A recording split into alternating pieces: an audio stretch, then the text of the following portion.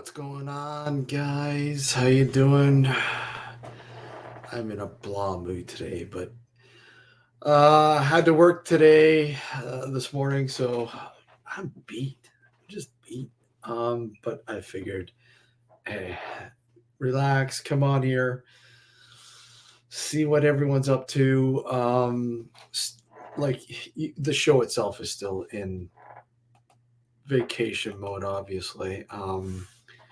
The new season starts in September, but August 11th, we are going to have a special Friday Night Howl Rising to celebrate our 15th anniversary of the show.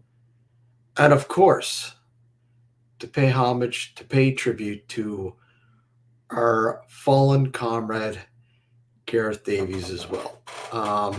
We can't do any of that without um, paying tribute to our good friend, Gareth, who passed away. Wow, it's 2 years now. Wow, time just flies. It'll be what, 2 years, August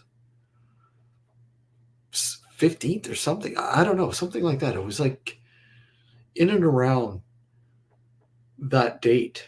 I gotta look, but I know it's in and around that date. But we're gonna pay homage, of course. Still waiting to hear from Percy. Waiting to hear back from Percy, but most likely Percy will be joining us, without a doubt. Knowing him, if he's not doing anything and he's not busy, which is most likely the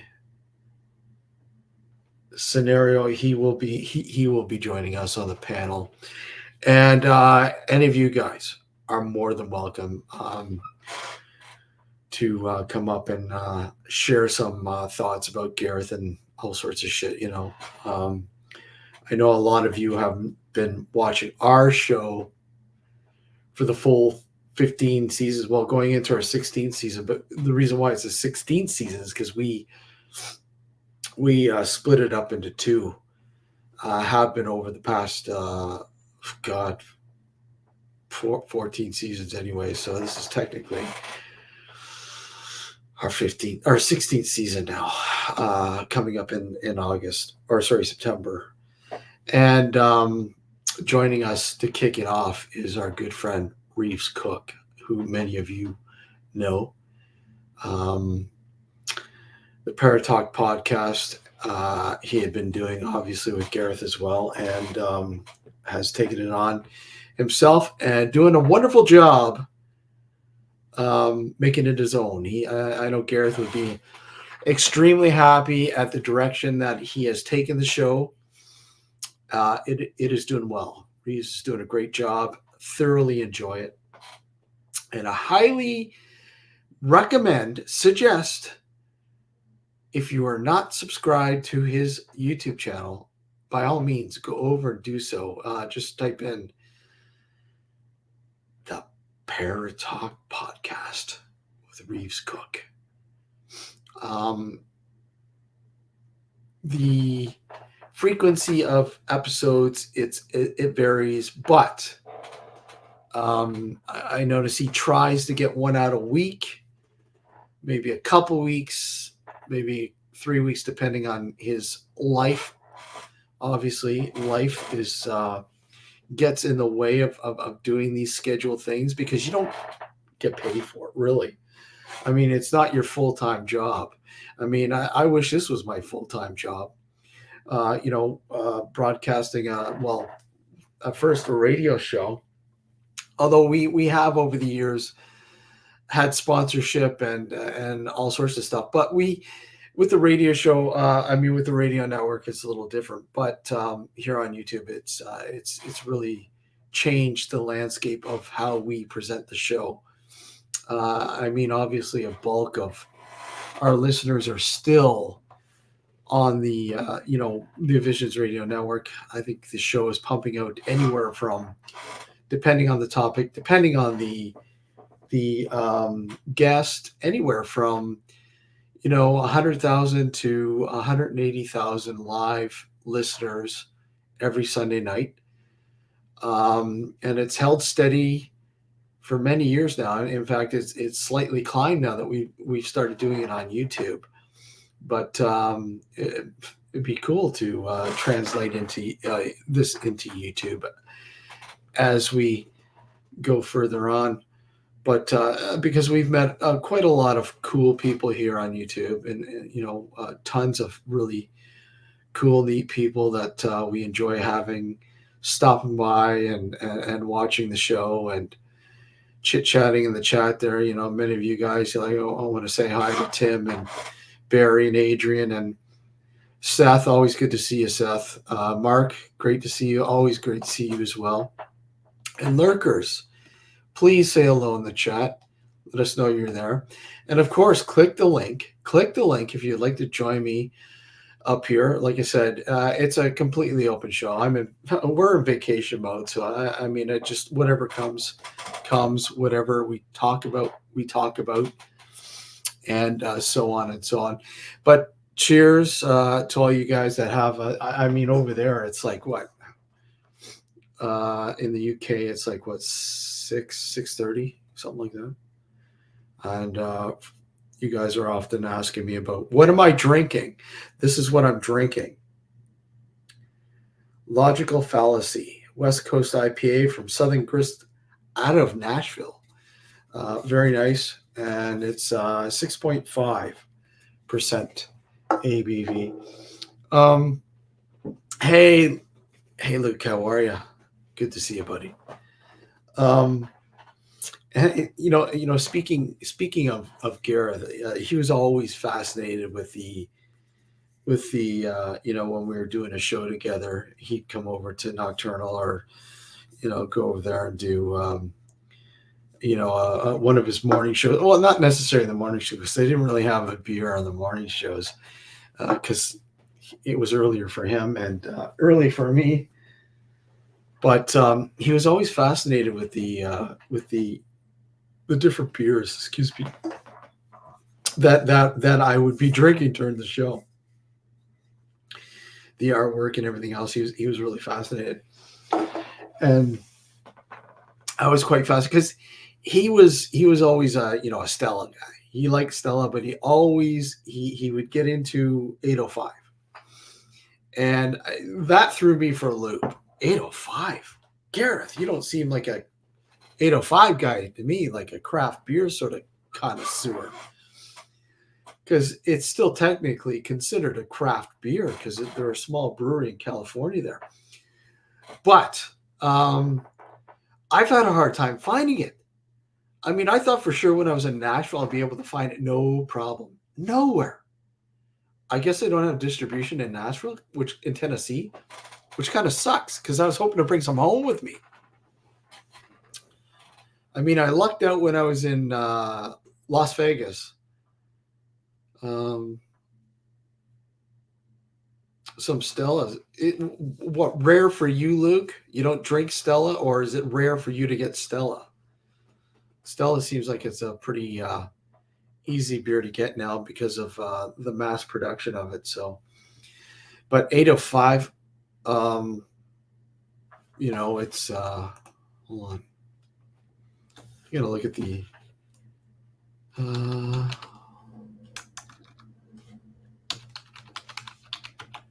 distribution. Let's see.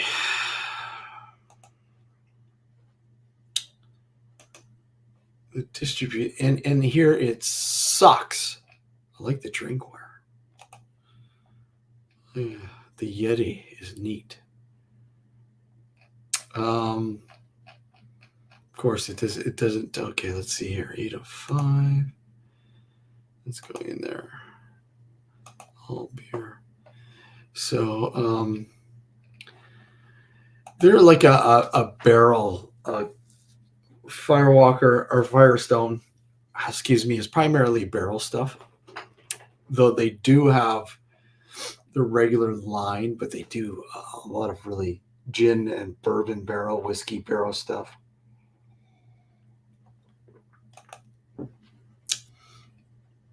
And that stuff is easier to find in the northeast of the U.S. But for some reason, 805 is a tough one to find. I just can't find it. So let's just see. I'm just looking at the distribution, and they don't appear. Oh, they got cerveza. Let's see, which means beer, but get it delivered.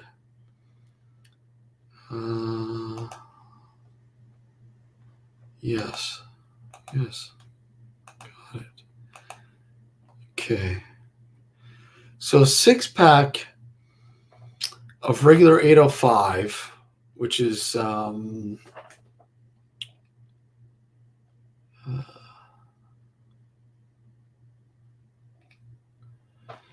just looking at the size of it. Because what I found, more sizes. Let's see, view more sizes. Check availability. Let's see.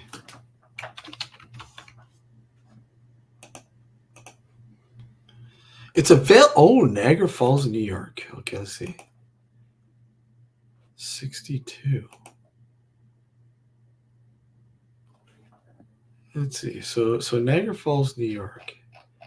It's available, but where? Available stores.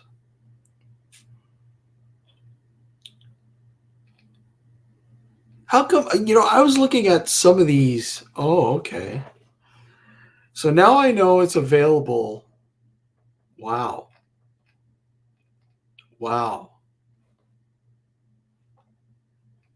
Okay. It's available. Hey, Tony, how are you, buddy? How's it going? Yorkshire Blonde. What's the cast? What's the cast, Tony? What is it? What's it? Or it's just a blonde in the cast. Okay, so it's not. Do you know the aging on it? What kind of cast is it? Is it just a regular cast, or is it a barrel?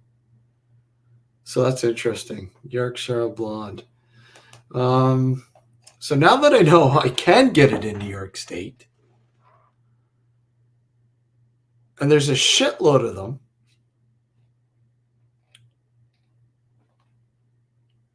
Let's see, Military Road.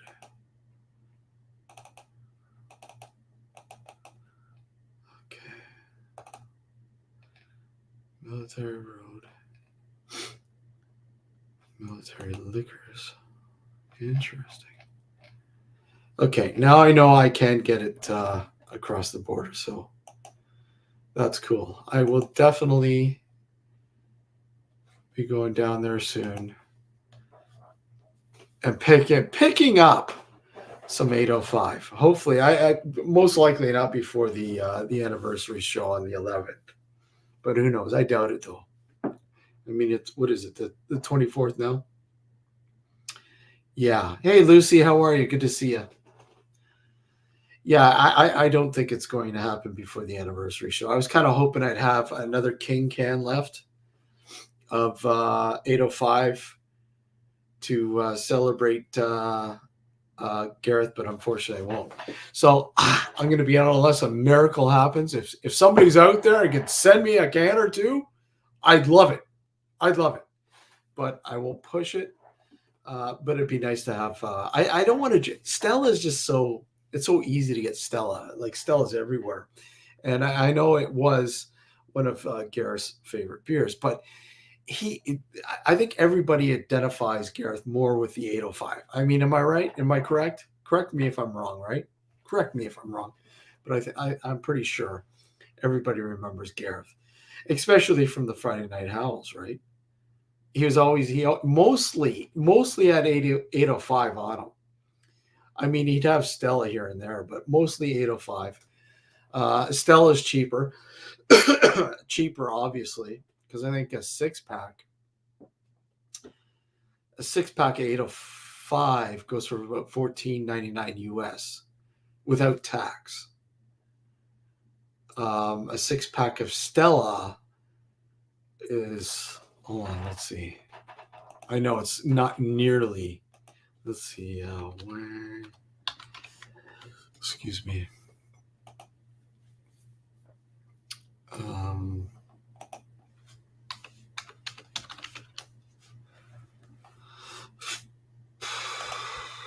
Oops. Okay, here we go. So a six pack of bottles of Stella go for $10.99 plus tax. $10.99. They don't have cans. Which is kind of weird. They got, yeah, wow. Oh yeah, they got. Oh, you can get a 12 pack of cans, Stella cans, a 12 pack for $15.99 US with tax. Sorry, without tax. Let's see. Hold on. Now let me see. Firestone. Let's see what they have. Yeah, Firestone Walker. Let's see what they have. Let's see. They got a shitload of Firestone, but they don't have 805, which is kind of fucking weird. Because you can get it everywhere but.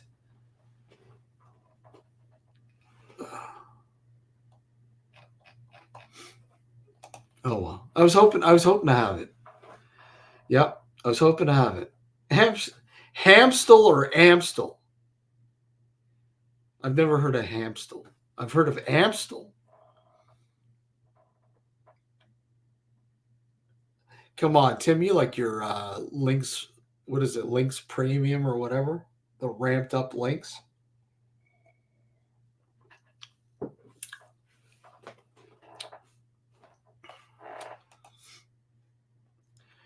Okay, so just to give you an idea, okay, so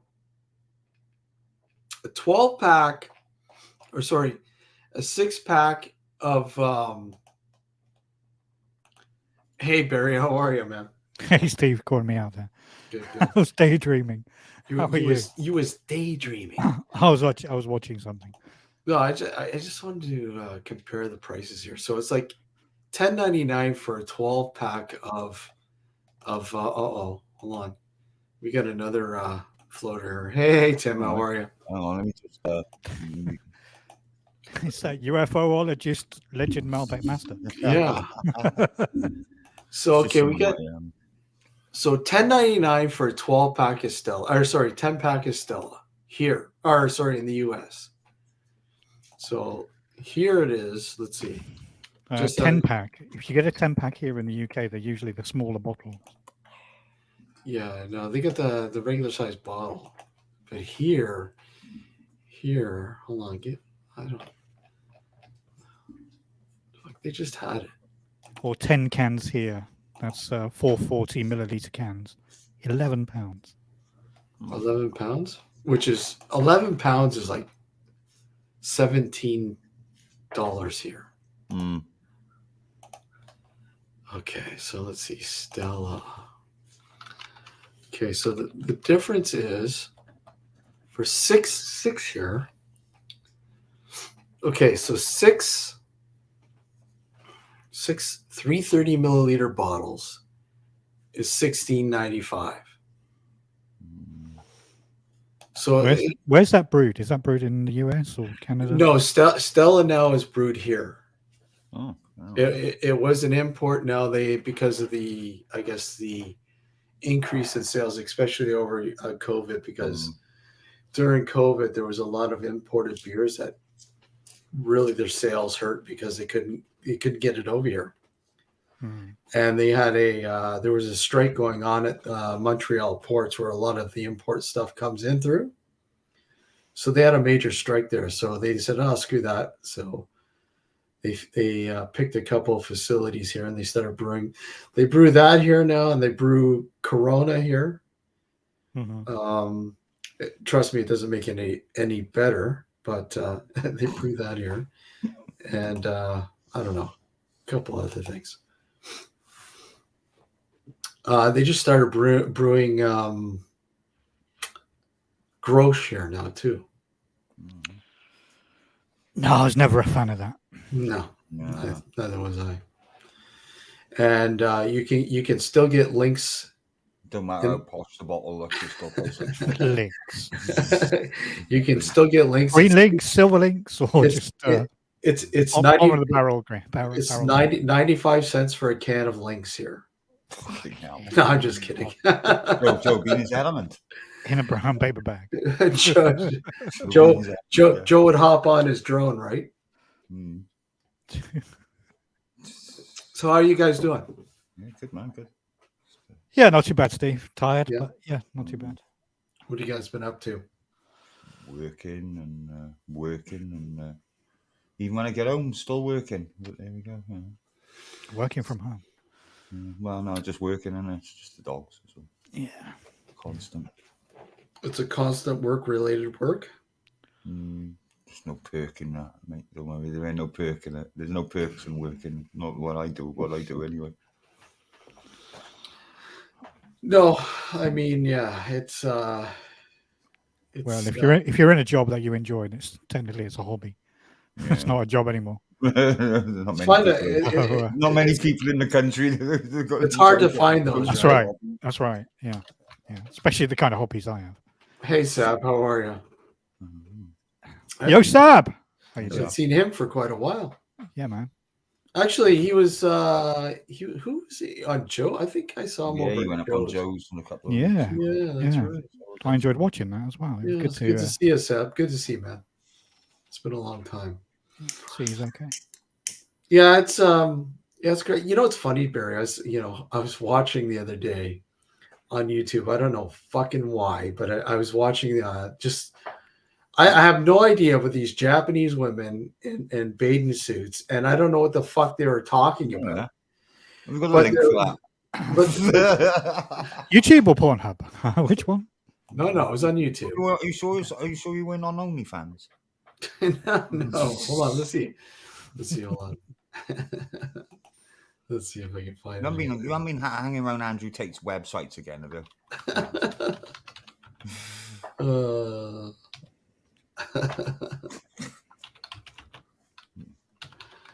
Let's see if I can find it. One of them was I think one of them was a band. Oh, because they had some they had a couple videos and they were singing and shit, and I'm like, what the in fuck? bathing suits. Yeah. There's a very good Japanese girl group that I quite like. They're called Atarashi Gakko, yeah, and they perform in sailor costumes. Oh, really? Weird, like, yeah, but, They're not. yeah. It's not sexy in any way, shape, or form. No, it's they're just, not. No, none of them are. just a Really, bit but peculiar. But I like their tunes. They're pretty good. You like their tunes? Yeah, well, they can hold a dance routine together. But lately, I've just been getting into K-pop, so I've been listening to shit tons of K-pop. Oh, really? K-pop? Yeah, I fucking love it. I fucking love it. It makes me want to wear a mini skirt, earrings, paint my nails, and dance. So how much different is it than fucking J-pop? It's 2 letters of the alphabet different. Yeah, 2 letters. That's about it. Yeah. What can I say? I don't know. No, it's different, as in the K-pop is more Westerny. It's not sexy at all, no. Yeah, it's a different lettering. Yeah, sure. You don't understand. It's a cultural thing. What? The sailor costumes. It's nothing to do with cultural. It's all cultural. No. I know that. I'm aware of the cultural. It's only Westerners that sexualize it.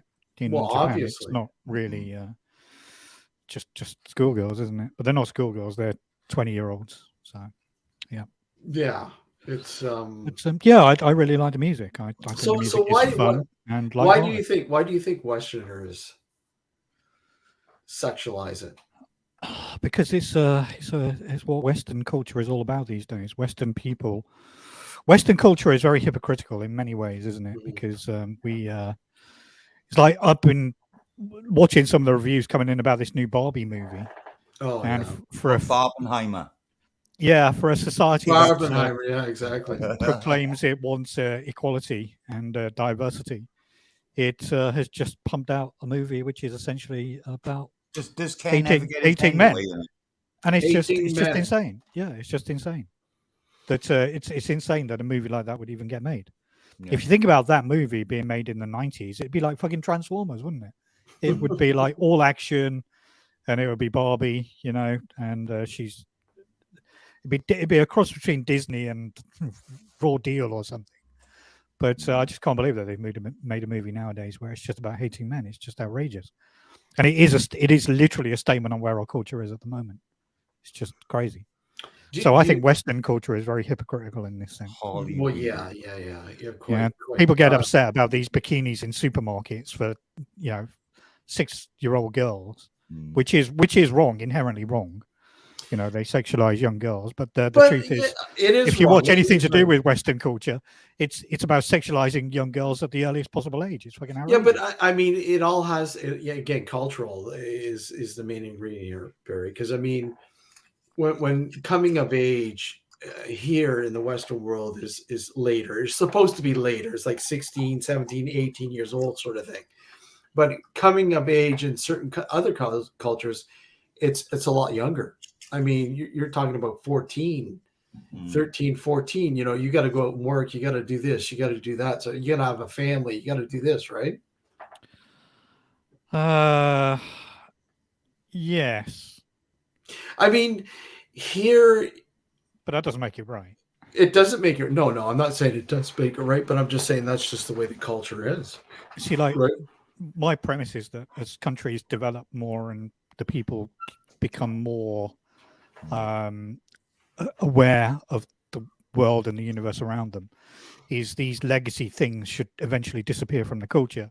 Mm-hmm. So we tend to look on cultures like, particularly in Africa, some of the Middle Eastern countries, as being quite backwards because of their views on, for example, gay marriage and gay rights and those kind of issues. Like marriage, in certain countries is legal. I think in Saudi Arabia, could be completely wrong. You will marry me or I will hack your head off with a machete.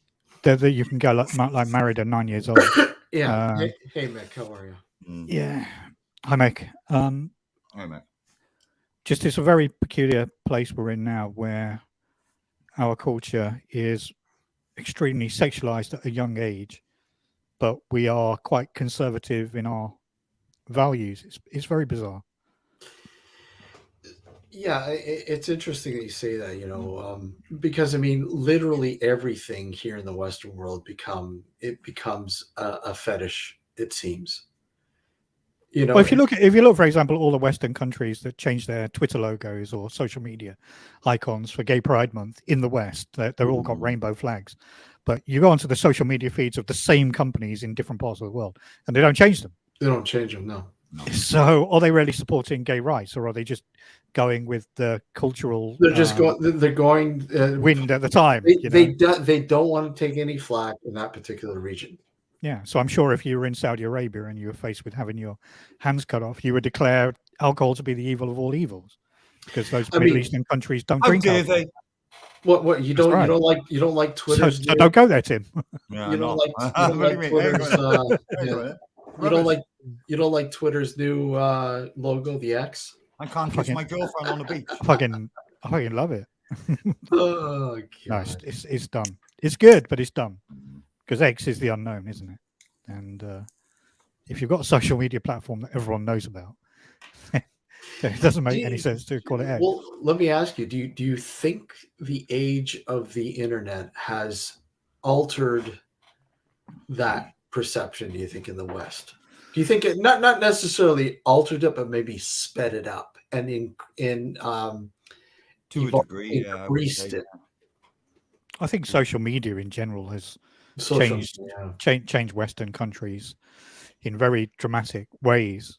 The classic one is wherever you go, you see young kids, teenagers, both male and female, selfieing the fuck out of each other. I mean, the level of narcissism that is on display with these it's ridiculous. It's outrageous, And it doesn't help though. I mean, like, you can have me as a selfie holding this beer up, and then you have a girl with cleavage holding the same beer up. You're gonna have like 1,000 likes with a girl with a cleavage, and you might have 2 or 3. You get 2. But it says a lot. But then you could see that same person. I don't know. It sounds like you're jealous, Steve. No, not at all. I'm just saying. I'm jealous. Yeah, but I mean, you see the same girl who might have a sweater on, and the next, it only has like 200 or 300 likes. The more cleavage, the more skin you show, the more likes you're going to get. Well, this just proves my point that we live in a very weird world where women want to be seen as equals to men, while simultaneously using their sexualized proclivities to their advantages. So, like, there's a very famous interview with Jordan Peterson, who I appreciate. Not everyone who knows him will like him, but he gives a very classic example of women who apply for jobs and then go to job interviews and they wear the nice small. Well, he's a Canadian, but he wears. He explains that women go to these interviews sometimes wearing relatively short skirts and sometimes wearing makeup, and all of these things together are not inherently wrong. Women are free to do whatever they want. Absolutely. And I strongly believe that they should be. But anybody who's claiming equality on one side of the argument or on one hand can't then attend an interview where they're using all of these tools to sexually advertise themselves to the advantage of trying to get themselves a job. And the hypocrisy levels are just off the charts as far as I'm concerned. A lot of them will utilize that. So the next time I go to a job interview, Tony, I should be wearing a short skirt, makeup, and a sailor uniform, probably. I mean, ultimately, if it's a given. It's a given. You run a business. You're looking to hire some people. You're depending on what the business is. Obviously, you're going to. Well, of course, men can be attractive. Of course, they can. That's why I'm here. You only got to look at me. You only got to look at me. I mean, down there, Tim right there is the most attractive guy on the panel right now. He's not attractive to adult human females, but in the pigeon world, he's considered to be a pigeon. He's a pigeon god. Adonis in the pigeon world. He's a pigeon god. The pigeon god. Pretty much. So it's is it pan? I can't even say. Is it Panda Jit? Panda Jit Singh, VV. That's okay. Panda Jit. Just call him Pandy or something like that. It's easier. That might be a swear word in Swahili. Oh yeah, I think Yeah. I better watch what I'm saying. You might, yeah. Okay, so when she wears my T-shirt, it's cute and sexy. When I wear her underwear, Fair play, well, sir. yeah. It's a social no. I mean, Yeah. it's a social no. You gotta love those panties. I'm merely pointing out the hypocrisy of the feminist movement. I'm not Come on, seeking come to on, attack. Barry. Attack Those thongs are comfortable, and you know it. And I've said on live streams before. And again, this is one of the things that comes out of the K-pop. Is I'm really quite envious of these young girls who can wear whatever they like. They can dye their hair green and blue, and they can wear this nail varnish and pretty clothes, and they can really look nice. But as a 47-year-old man, if I tried to dress up, it would be considered to be bizarre and unusual. But we live in a culture now where transgenderism is like a key, a social sort of touch point at the moment. In my world, in an old-fashioned world, men who dressed up as women were just seen as a bit freaky and a bit bizarre, And if it wasn't bizarre, then I'd be dressing like the K-pop women, because I think it's awesome. I really like it. I think it's great that they can dress up and wear nice clothes and makeup and nail varnish. It's amazing. It's almost like the Japanese. Many seem just very genderless. Genderless. Like sometimes. My wife's not genderless. Like, I mean, in their appearance, you don't know male or female. Some of them. Yeah, that's another cultural thing. That's more to do with fashion rather than like an obsession with gender identity. So what? We can't show any flesh. What do you mean? It's cultural. In Japan, they're more. We're very conservative here in the West, and we don't realize it. We think we're the open-minded ones, and we think that we're the ones who don't pass judgment. But if, like I said, if you left your house dressed or looked in a certain way, then you'd be mocked and laughed at, and perhaps you should be. But they're just more open-minded to fashion, and they're very culturally, they're very forward in terms futurist as well. Yeah, so like their whole society is kind of more. I can't really kind of put my finger on it, but they're just more open to people dressing. So it's about them seeking their own identity within their culture, isn't it? Right. So it wouldn't be socially accepted if Tim walked out of his house with a bikini on. I do that on occasion, but here's the problem. There would be a ton of people who would mock him for doing it. But if Tim decided tomorrow to wake up and say, "I'm a woman," then that's a whole different ballgame. When you start, I am a woman. Right this moment, I am a woman. Or if he turns up at his workplace and says, "I identify as a pigeon," then. So you're not a pigeon hunter. You're a pigeon master. I'm not. I'm a ufologist, Malbec master now. You're Malbec master. So explain to the viewers exactly what a Malbec master is. It's a person that's drunk so much Malbec that they don't really taste that they don't even when they taste it, it makes no difference. It's like it could be the shittest Malbec on the planet, and you would not. It all tastes the same. It all tastes the same. It all tastes the same. So much that my taste buds are just so used to it now. It's just like whatever. Can take anything. So do you mix it with anything or just drink it straight? Well, I like to stick about a quarter bottle of vodka in the pint glass with it, and maybe a bit of whiskey as well, and a bit of heroin, some crack. Yes. There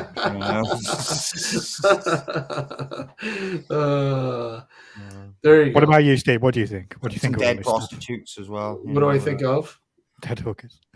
Dead hookers. What do you think about all of this this current trend of gender identity? I think it's too much right now. I think it's too much. Not to knock anybody's rights or anything like that. I'm not doing that. There are people who are in that situation that will even say that it's too much. Like somebody who identifies as a he or a she or whatever else that is the opposite, sort of born the opposite sex, if you will. Even some of them don't like the attention that it's bringing. Yeah, but I think more along the lines to of be honest with you, all this shit that's about now to do with all of that. To me, it just bores the living shit out of me. I just accept people for who they fucking are at the end of the day. It's just like, Well, and I generally do. I don't fucking care. You got no rights over. None of us have got any rights over how somebody acts. Well, there is that to a degree. But I'm not talking about like violently and things like that. What I'm talking about is just how they appear at the end of the day, how they want to look. It's not. That's entirely up to them. If they want to, go out in a dress or whatever else, that's fine. That's whatever. Whatever makes you feel comfortable. Fine. I don't have a problem. Well, no, not really. No. I don't. This is where I disagree, and I only disagree slightly. So again, I'll use Jordan Peterson as the example. It's like he gives this example where, like, if you turn up to work in just a pair of, Speedos or a bikini or something, would that be considered acceptable? And the obvious answer is, in a Western liberal country, that's not considered acceptable work clothes, which is right. So what? What would be considered acceptable? Well, a suit. If you work in an office, a suit is considered acceptable. So the boundary is somewhere between bikini and suit in terms of what's acceptable wear in an office. So the point I'm trying to make is that wherever you go, there has to be boundaries. There can't just be a free-for-all where everyone is allowed to do anything they want at any time and everyone just has to accept it. It's just not right. But I mean, So my boundary personally is people who have 14 pronouns and tell you there are 863 genders. I would like them to explain them to me.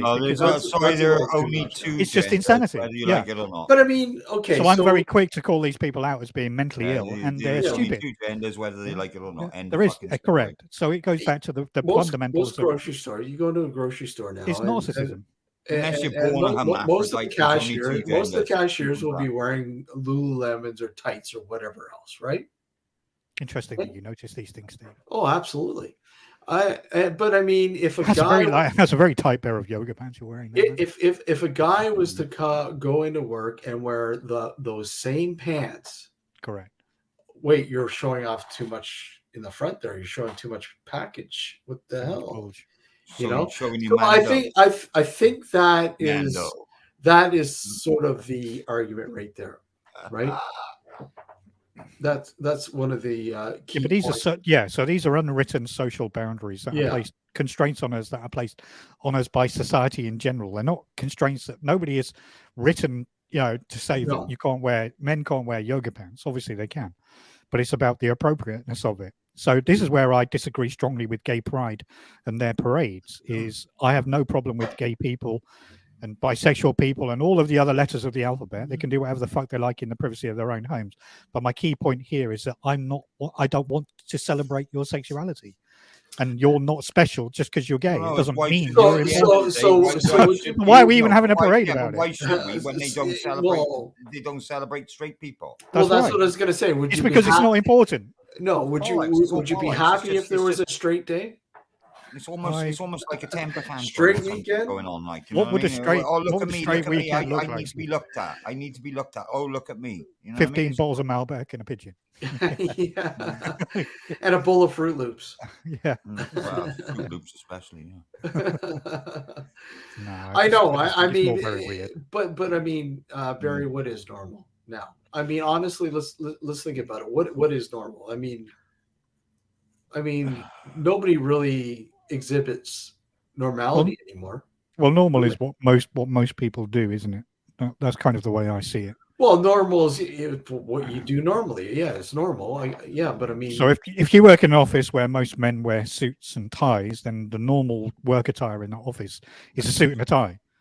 Now, if you turn up in a hoodie, the chances are you're going to be the odd one out and you're going to look stupid.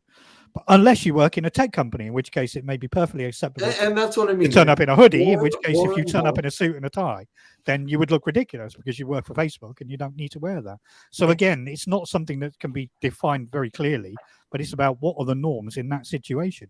And if you're in a dungeon with 18 sweaty men with handlebar mustaches and rubber underpants, then you expect what's coming, don't you? But walking down the But I street, mean, probably not. the business world. Yeah, I know the business world though now has more relaxed sort of boundaries. They do, and they have a more casual sort of set of attire now. You've seen a lot more people coming in with a little bit more of a casual sort of dress code. Because they know now. I mean, I think a lot of it has to employing people. I mean, there's a lot of people who, and we have to take into consideration now too that a lot more people are working at home, right? So I mean, how do you get people to come back to the office? If you want people back to the office, you got to make sure you fucking iron those collars.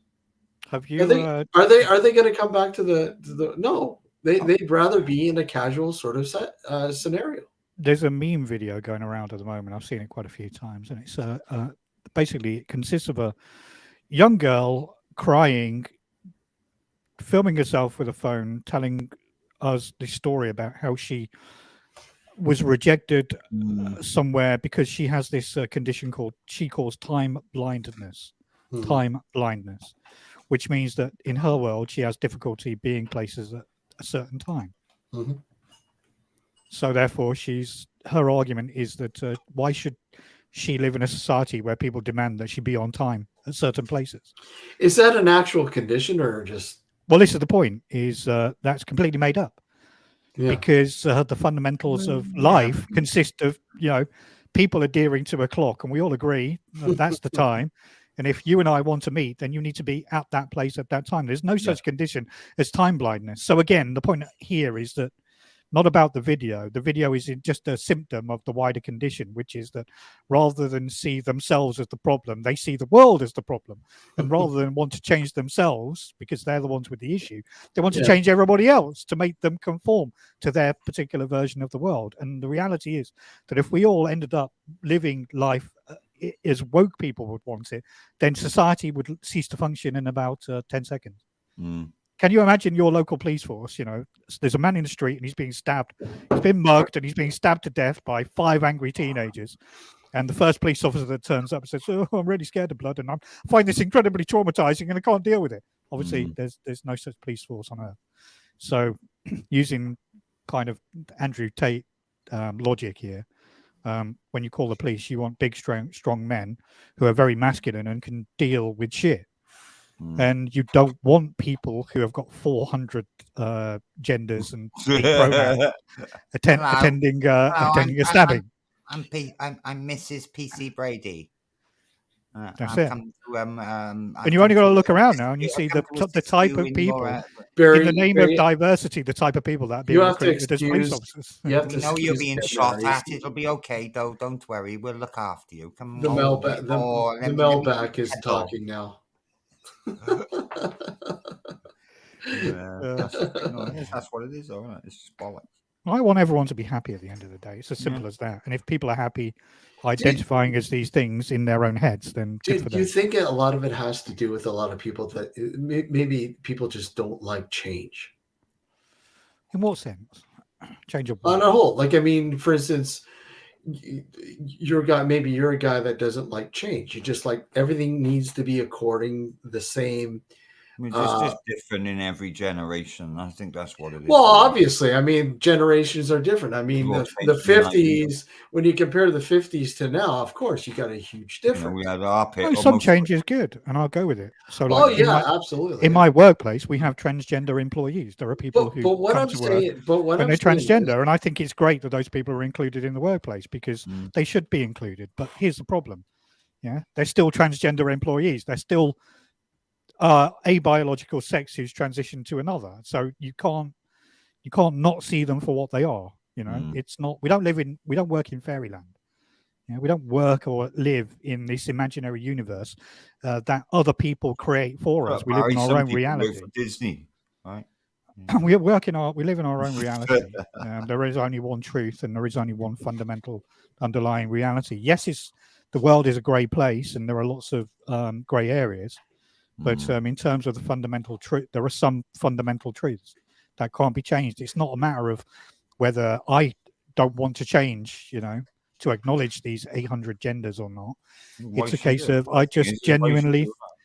The problem is the totalitarian aspect to it as well. Is like if you don't conform with this political ideology, then you get ostracized, don't you? Now here's a big question, Barry. I want to hear from you first, and then obviously Tim. Ask Tim first. No, I'm going to ask you first, Barry, because I want to ask Change you the subject. Do you think aliens have genders? So I remember reading something about an alien recovery, where they recovered some bodies, and they said in this report they'd examined the aliens' bodies, and they'd come to the conclusion that the aliens were wearing a very close-fitting, skin-tight suit of some kind. Exactly, Laura. Laura. So where we perceive that they're just like naked, walking around, showing their bits everywhere, it turns out that they've got a really tight-fitting, basically alien yoga pants, for want of a better phrase. I heard that they got massive. So I'm pretty sure that they do have genders in space. Yeah, they got genders. Yeah. Space alien babies. That's how they make little grey babies. Do you think there's when I heard the 13th to 14th different variation of the Roswell story, you know what I mean? And they were going on about how big the alien schlongs were. Oh, there you go. Linda Moulton Howe was rubbing her hands together with glee. You know what I mean? Well, they had really big heads, they had really big eyes, and their cocks were fucking enormous. Can you imagine that? Yeah. Oh, it's just... Well, alien rights for a transgender alien. Well, I mean, they've been apparently studying our anatomy for years. So, what do you think it is to adjust to our environment? But are they the ones that created our environment? Are they looking for a food source? No. Well, they could be a food source. Yeah, we're like fertilizer. I certainly don't believe the cattle mutilation shit, though. I don't believe in that. So what do you think? Okay. So now you're going down a different road here. Okay. That's why I mentioned Linda Moulton Howe. I shouldn't have done. I'm glad the subject's changed anyway, but carry on. So okay. So why don't you believe in the cattle mutilation? Because every time I hear about it, it's like there's Black Hawk helicopters involved. I never heard that. Yeah, I've heard a lot of times. Yeah, you've heard that. A lot of farmers have said that they've heard Black Hawks coming over their land, and then all of a sudden, a day later, they're finding cattle fucking, mutilated, basically. So what do you think about the human mutilation aspect of things, then? I don't know about that. You don't know about that? About that case in Brazil in the I've heard, don't get me wrong, I have heard about the cases, but it's just like, think about it. There's plenty of people like the serial killers and this, that, and the other. You know what I mean? They go out and murder somebody, they cut them up in weird ways and all the rest of it. And but come on, do you really believe this? Those serial killers are fucking trained fucking. Do you really think? Yeah, but do you think that an alien would need to could travel all the way across the fucking universe, like from their planet or whatever, just to cut someone's face? And just who said an alien? Who said an alien? Maybe it could have been a time traveler. Maybe it could have been somebody from the Zeta Reticuli to some place in Norfolk just to cut someone's face off. Perhaps it's Nixon. He figured out some sort of time travel. Good old Nixon. He's got his own shit to fucking cry. I have a big problem with most paranormal phenomena. I'm kind of on the fence. Sometimes I really and you should be. Barry, you should be. Most people. I've seen videos and heard stories and enough to make all this shit that's going around at the moment that Russell Brand is promoting and all the rest of it, all this to do with the these. Well, I think the alien one, shit like that. It's all being thrown. My honest opinion, it's all being thrown out there because of the Biden administration, because of how fucking corrupt and fucked up it is. Okay. So let's segregate the UFO alien thing from the paranormal thing. Mm-hmm. Okay, the paranormal thing is simply a an area that we have yet to understand, that we've explained through science, right? Yeah, but it's more about the afterlife, isn't it? Than Well, no, I mean the afterlife life is a bit about it, but I mean, does it have to do with the afterlife? And I think that's the problem. I think that's the stigma. The problem is, I think that's the problem why we have never gotten further in the past 150 years at trying to understand that with the odd little bit of. I But I don't mean, think I don't think there's the people. It's like people don't. It's like scientists and all the rest. They just don't explore it. well, they do. That's the thing. Scientists do explain it, and you know what? You have ongoing research with afterlife. Well, A lot more in the than we realize. medical world. Yeah, I suppose. Yeah, that's a point because they do all that sort of stuff. Is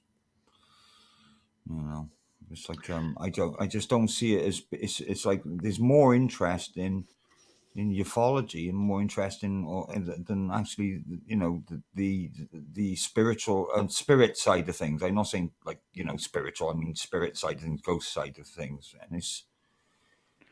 I don't know how to put it. Really, it's just like. Well, what do you think ghosts? What do you think a ghost is, Steve? What the most basic definition of what a ghost could be?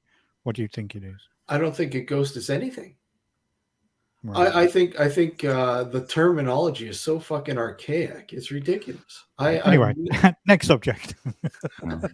Honestly, baked beans. Yeah, there we go. I've never been a fan of that terminology at all. No, the ghost. I mean, this is the problem, right? So when you talk about ghosts as a piece of paranormal phenomena, that is a phenomena that nobody can really define. Some people think a ghost is a spirit of a dead person. Some people think it's and that's the tradition, an artifact of something that happened previously, like a recording. There are all these different definitions of what a ghost could be. And apart from the stuff that's rooted in physical reality, like, for example, the alien one, we are actively looking for life in other places in the universe, and we're trying to search for signals. So there is a scientific aspect to it. Absolutely. Then for me that makes it kind of slightly more likely to be real. It's more scientific, isn't it? You know what I mean? Yeah, I mean some of the cryptozoology stuff is pretty interesting. So like the Bigfoot, maybe not, but like there's quite a well-known video about a guy who finds, is it the chupacabra or something in a barn in Brazil?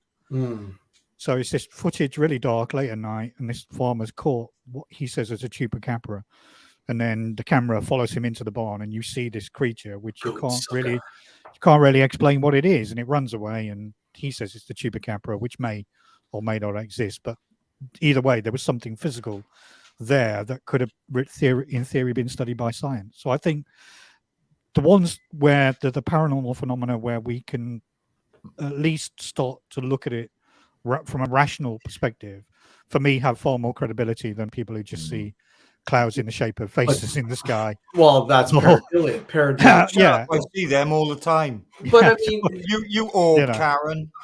Exactly. Let's Ghost. I have a problem. I have subscribe to my channel. I see orbs. Yeah. Oh, fun. Possibly the greatest. The greatest. But as soon as somebody says, "I've got evidence of a ghost. I've got evidence of a spirit. I've got evidence," I just sit there and go, "Really? Come on." How can you seriously? How can you? Barry, I equate it to phenomena.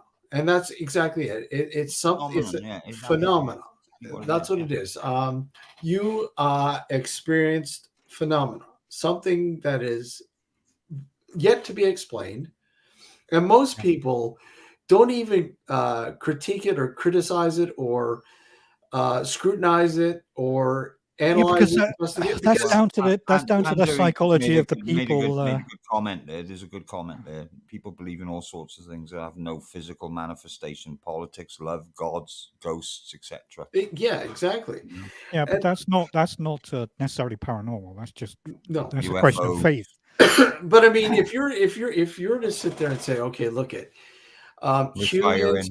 The real world is tangible.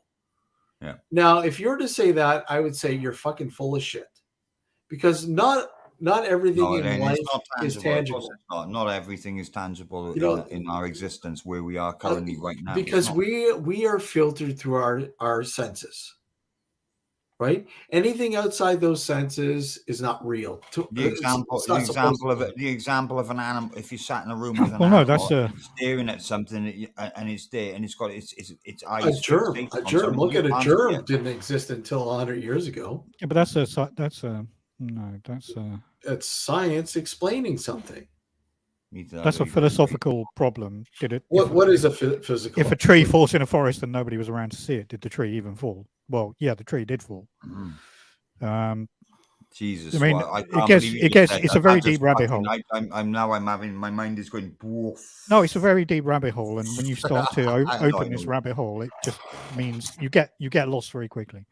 But the more we understand about science, the more we do come to understand that things that classically we think couldn't happen, when you look at them on a very small scale, or you look at the vastness of the cosmos, then things can happen. So, like for example, in my mind, I believe in the multiverse theory. So I believe that there are Yeah, lots and lots of alternate absolutely. universes.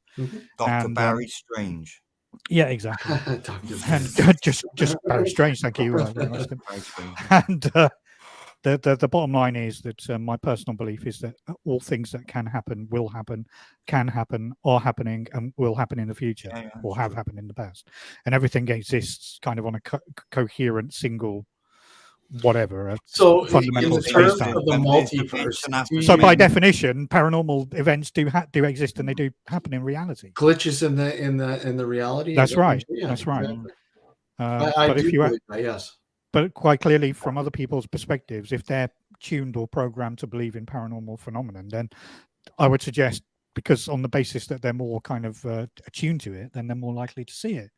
If you So want to that, break out of the matrix, so I suggest that. and I think it's the same with religion in the sense, and I don't want to get into that, but people who are very religious will claim to have had religious encounters with But the thing God about or Jesus or Allah or whoever. yeah, but and the have thing these about mystical- religion, though, Barry, the thing about religion, though, is that there is a basis, a genesis behind How religion, dare you?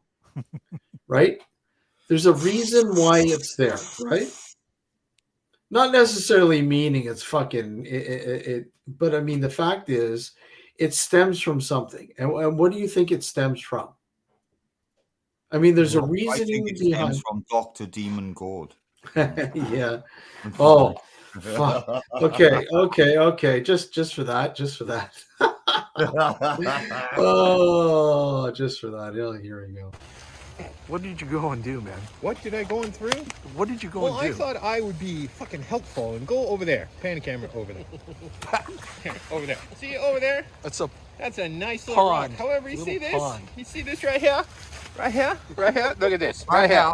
This is dedication to ghost hunting. I'm soaked. Soaked! How deep is that? Oh, dude, it came Yes, into my Karen. pants. I can't see it. What are you laughing at? Just a ghost. It is funny,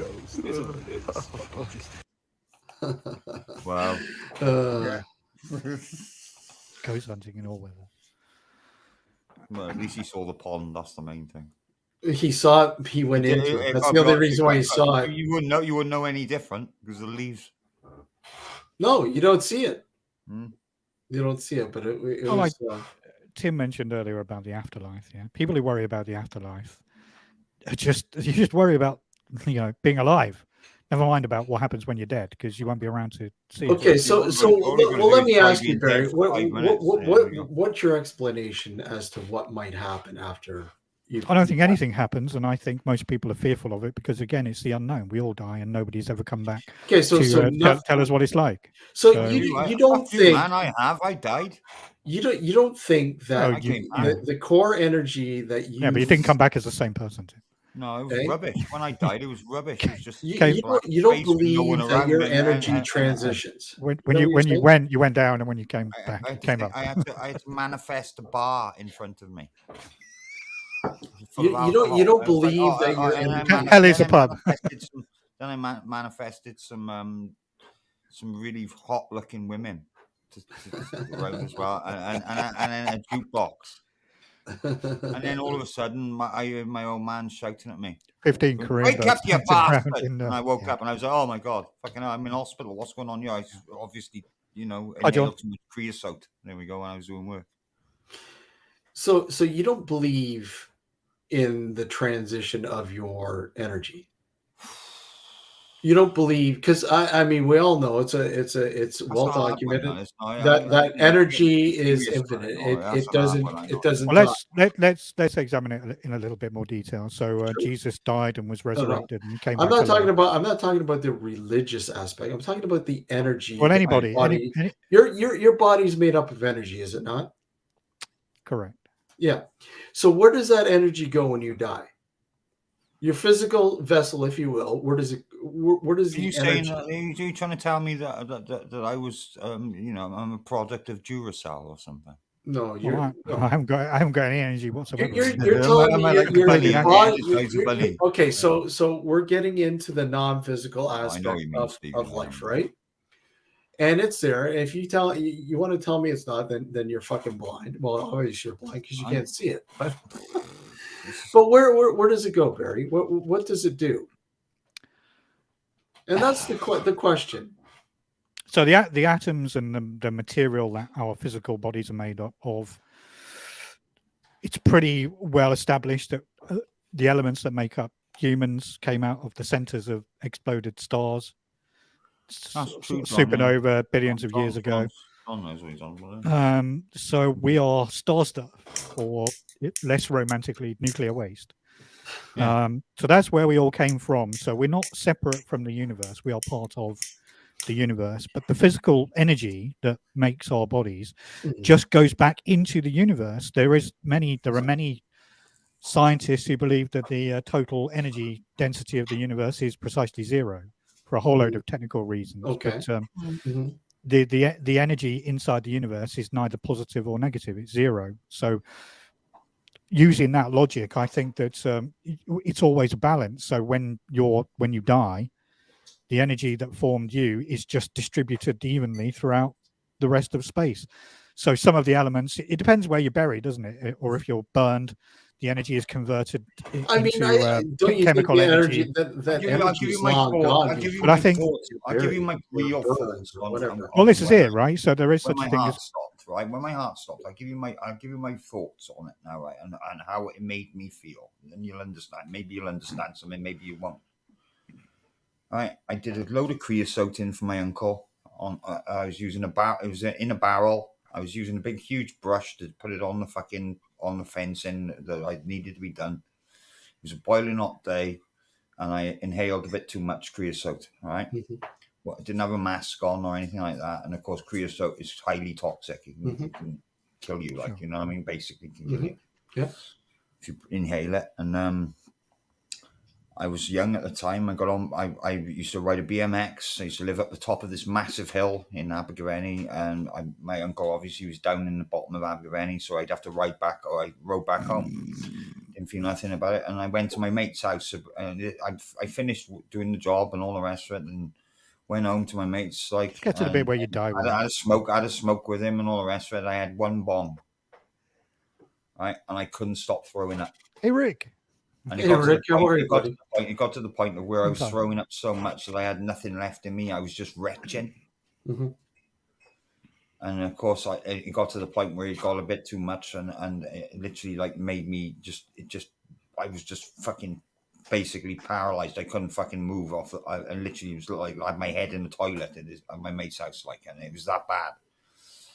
So he put me in his dad got me, put me in a Range Rover, drove me down to the local hospital. And I was on this. I can remember getting into the A&M room, which is the accident emergency room, and just passing out. And all I remember is this Korean nurse slapping me in the face, right, hitting me, going, "What drugs have you taken? What have you done? What are you on? Heroin? Are you on something? I wasn't on anything. I was just like intoxicated from the fumes." And I've had the same experience with a Korean nurse, by the way, but it was the circumstances were quite different. Well, that was probably the best bit about it, slapping me around the face. But it's just like I remember hearing her voice and seeing her face, and my mum, because my mum had obviously been called to the hospital as well at the time. She was like trying to restrain this fucking Korean woman from slapping me in the face, like I'm trying to, what have you done? What have you done? And she just literally just said to her, "Oh, he's been creosote, and he's been doing creosote work." They worked on me for a while. Kept me going. My heart fucking stopped. I was unresponsive for about 4.5 minutes, 5 minutes, something along them lines. And all I can remember when I went under, right, because I remember her slapping me, and that's it. And from there, it was just blank, nothing. It was blackness. It was there, but it was just blackness. But it's in your head, you know what I mean? It's your memory. It's you. I mean, I don't know how to put it. It's so fucking weird. Just complete darkness. And I remember being in it for a while. I can remember it, but there was nothing. There was no one. There was nothing there. It was like peaceful. But you remember being conscious to it. And then I can remember my dad. My dad came down, obviously, because my mum and my father were divorced at the time. My father came into the hospital, down to the hospital to see him, obviously because he'd been called, because everybody thought that I was fucking dying. Well, I did. Like, I literally, my heart stopped, like I said. But it's just like, I didn't see, some bearded guy, you know what I mean? With golden gates behind him, or some sort of horned devil guy. All it was just, there was nothing. It was just peace. Peace, yeah. There was nothing there at all. I mean, when I say peace, I mean there was. I don't know how to term it, to be honest with you. It's hard. But the question, though, Tim, is: were you conscious to that? Were you conscious to that peacefulness? I was conscious, but then it felt like it didn't feel like it was hours on end and this, that, and the other. Death is a general anesthetic. Imagine, or think about the last time you went for an operation in a surgical theatre. People refer to it as being put to sleep, but when we sleep, our brain waves change and we go into a different mental state. What I'm saying about this and our sleep is our brain, the neurons in our brain firing in a different way to form memories. So depending on how you want to kind of phrase it, it's almost like our brain uses sleep to index or organize our thoughts. Surgery and general anesthetics. This is one of the most fascinating subjects for me is anesthesiology, is because the skill of an anesthesiologist is to know the limits of where you can turn a person's consciousness off so that they can be operated on without, killing the surgeon, or and then when the surgery is over, you can then turn the consciousness back on. So that the point here is, well, what is happening there? Because when you're being knocked out, your consciousness goes away. So your body just becomes a shell. The consciousness that made you has gone.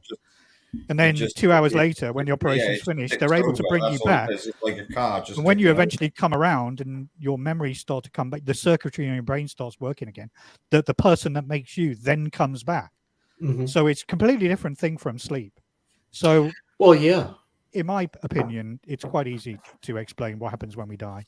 Your consciousness just maybe for that first little while. It's just the same as when you were not born. What happened when you were not here? Nothing. Lucy's just. But we don't know that. We only know. Well, no, I can't prove it. But what I'm saying is, anesthesiology is a science, and brain neuroscientists don't yet understand how this whole process works. The skill of the neurosurgeon alongside the anesthesiologist is to turn the person's consciousness off at a predefined moment. And we have chemicals that can interrupt the processes in people's brains that do that, and they can do it quite well. Sometimes it goes wrong and people wake up in mid-surgery, or people are unconscious, as in their consciousness is gone, but they're still somehow able to feel the pain. So there are situations and times when it goes wrong.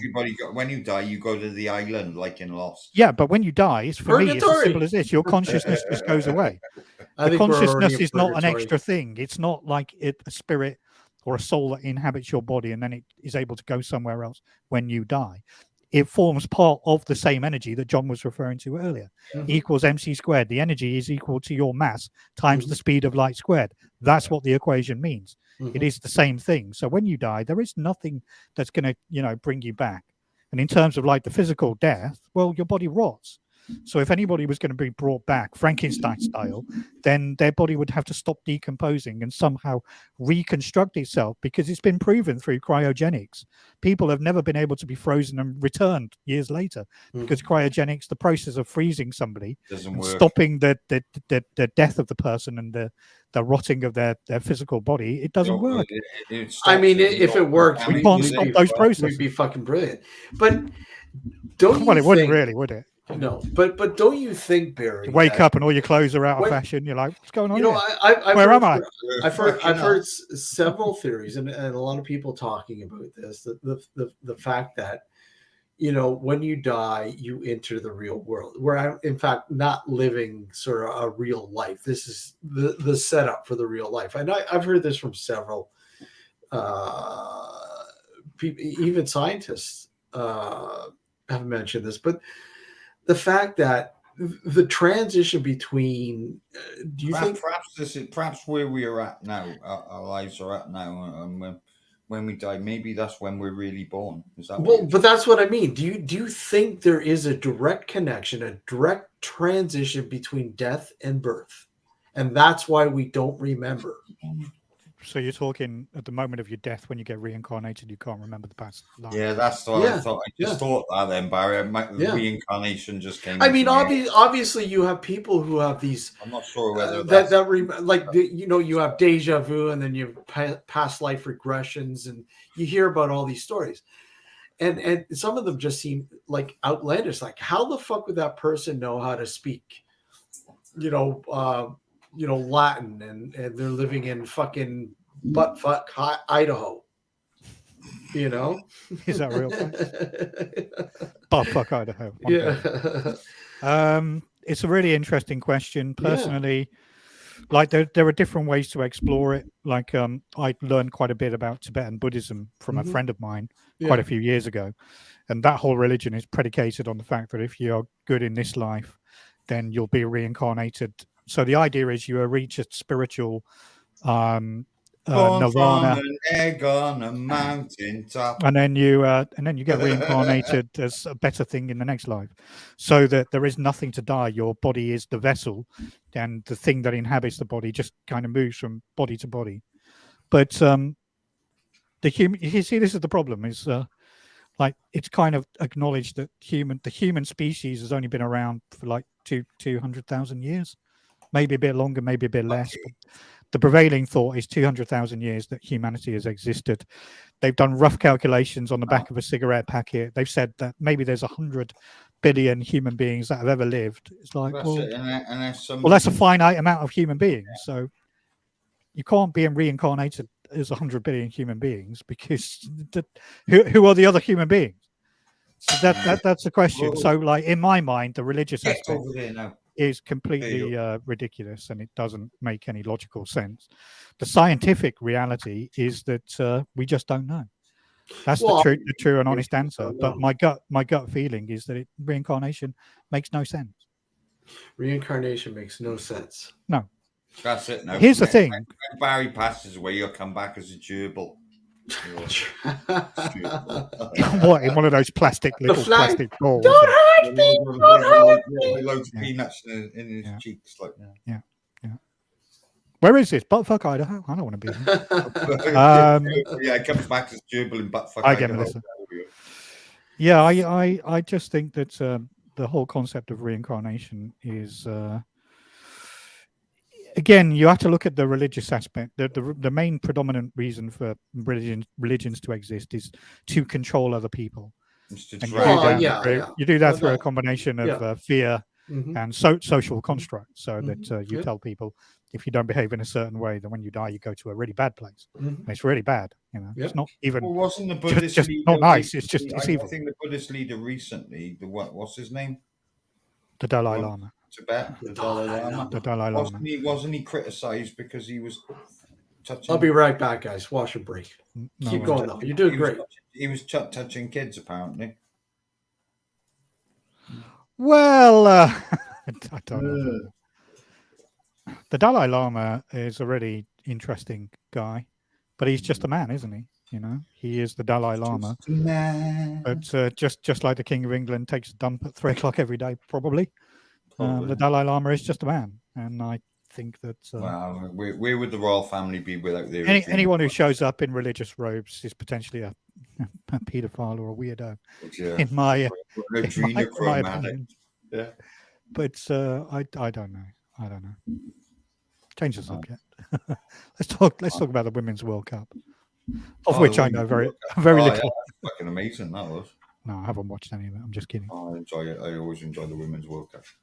I don't know. I enjoyed the bit at the end when they all swap shirts, but apart from that, not really interested in the soccer too much. No, boring part. So you died and you felt nothing. Yeah. I didn't feel nothing. I was still a bit like my life. I live and I feel nothing. I die. I feel nothing. I think it's just the 5 minutes that when I was gone. I think it's just. I don't know to fucking put it. I look at it from a medical. Is it like missing time? I look at it from a medical point of view as well, not just a fucking paranormal and this, that, and the fucking other point of view. It was just a case of like, well, yeah, my heart stopped. It wasn't like as if I was dead. I wasn't gone. I didn't feel like I was gone. But for that amount of time, I felt like I was somewhere else. But it was like a void. I can't really. It's just nothing. There was nothing. But I was conscious, but there was nothing, and that's what was weird about it. Like, I'm not shitting. It was very. I've not really looked back at it. Like, it's happened to me in this, but I've not really ever looked back at it. I haven't really like gone, and come on YouTube and said about it really and all the rest of it. But it's just. There was absolutely nothing. It was just black. It was like a void. It was almost. My argument would be that if you had that experience and then you remembered stuff, then you probably weren't dead. You just thought you were dead. Maybe that's what it was, Barry. I don't know. That's what I mean. Tracy. I can't. It's just like I kind of trust what I saw and all the rest of it. You know what I mean, and how I felt. But it's just like, is that just my mind? You know what I mean? Well, this is where you get into the whole psychedelics conversation, like taking psychedelic drugs and people who have psychedelic experiences and they claim that they visit these machine elves in alternate dimensions that give them the secrets to the universe. And the weird thing about psychedelic experiences is that people generally report seeing the similar or the same things. So different people have different trips, and depending on the trip and the substance they're taking, DMT being the most potent, I think. People report. It was me and about a bunch of about 15 other people. I remember back in the day, you used to take acid a lot and all the rest of it. I used to go up and sit on the mountain, you know what I mean? Look out when the sun's going down and all the rest of it, you know what I mean? Look up the valley. And all of us would be going, oh my God, look, it's heaven. And really, it's like a shit old town up the fucking other end of the valley. That was one of the most profound experiences I had as a kid as well. I wasn't really a kid, I was more a teenager, but we used to sit on the mountains and look up and just look at the Milky Way and you see shooting stars, and it just puts you in awe because you feel so insignificant in a massive Wales has got some infinite good skies, though, isn't it? I gotta be honest. Beautiful skies, yeah, absolutely. I found the light pollution. Sorry, Steve, carry on. I did find a ghost, by the way, Barry. Hey, a libacious ghost, yeah. It is. Ghosts of the lobotomy. Nothing like liquid spirits, right? Yeah. So, Roma, what do you think of the babies then? Do they annoy the shit out of you now? Yes.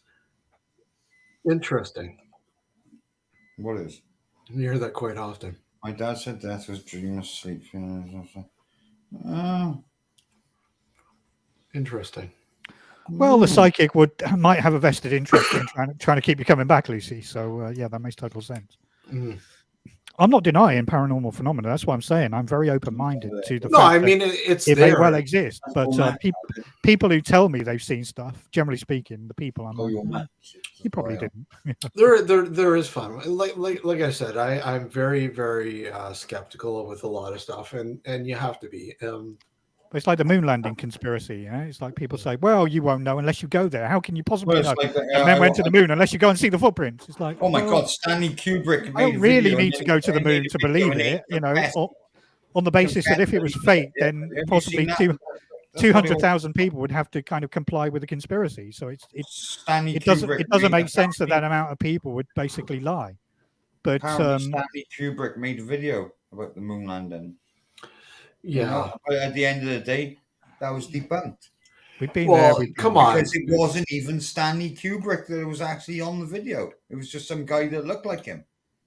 Wow. There's a guy that looks like fucking Stanley Kubrick. And hey, Dazzy, how are you, man? There were outtakes where the guy who is making the video is actually shouting at the fucking actor. Well, that sounds like something Kubrick would do. I mean, come on. Kubrick thought of his fucking actors as mules, man, as cattle. No, actually, treated them like shit. All great fucking director, but all the stuff to do with the numbers in The Shining. I mean, I did show that movie with on a movie. With the Apollo fucking top on. All this Capricorn stuff. 1, where they faked the landing to Mars. It's all bollocks. They went.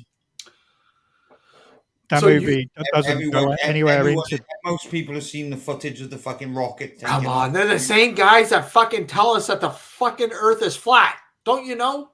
Yeah. Yeah, maniacs. Psychopaths. Absolutely. People, those sort of people, they want the world to end. They're so wrapped up in their own fucking religious fucking nonsense that they just want it to end. You know. Well, I think a lot of it has to do with politics. Politics as well. Politics. Somebody doesn't like somebody in power, so they'll do anything to fucking. Well, that's the premise of. I don't even want to get into that. So yeah, that's the premise of Big Brother and 1984, isn't it? 2 + 2 is 5. If I tell you often enough, 2 + 2 is 5. It's all right, Steve, it is 5. Princess Trudeau's got nothing on you, Steve. Don't worry. I think a lot of people are fed up with that. So aren't we supposed to be going back to the moon by 2030, maybe? Well, they said they're 20 there now. Like they're there, and India is. Well, China. Was men on men on the moon. Oh, men, women. And the 800 other genders. I don't know. It's an inclusive moon after all. Yeah, inclusive. Yeah. Everyone owns the moon. Everybody in the chat, you've all got a plot of land on the moon. I just give it to you. There we go. They raise the Stars and Stripes, then they raise the United Nations flag, and then in the background there's a rainbow flag with 18 different colors. Aren't they talking about NASA is talking in the next couple of years? Are they not? They're talking about wrapping the moon in a rainbow. For a manned you can't say manned these days because that's sexist. So a crewed landing. Yeah, they estimate in about 8 to 10 years. 8 to 10 years now. That's what they're saying. You really went there. So why the fuck? Yeah, why the fuck would it take 8 to 10 years? What is holding them up here? Let's be honest. It's obvious, Steve. It's software updates.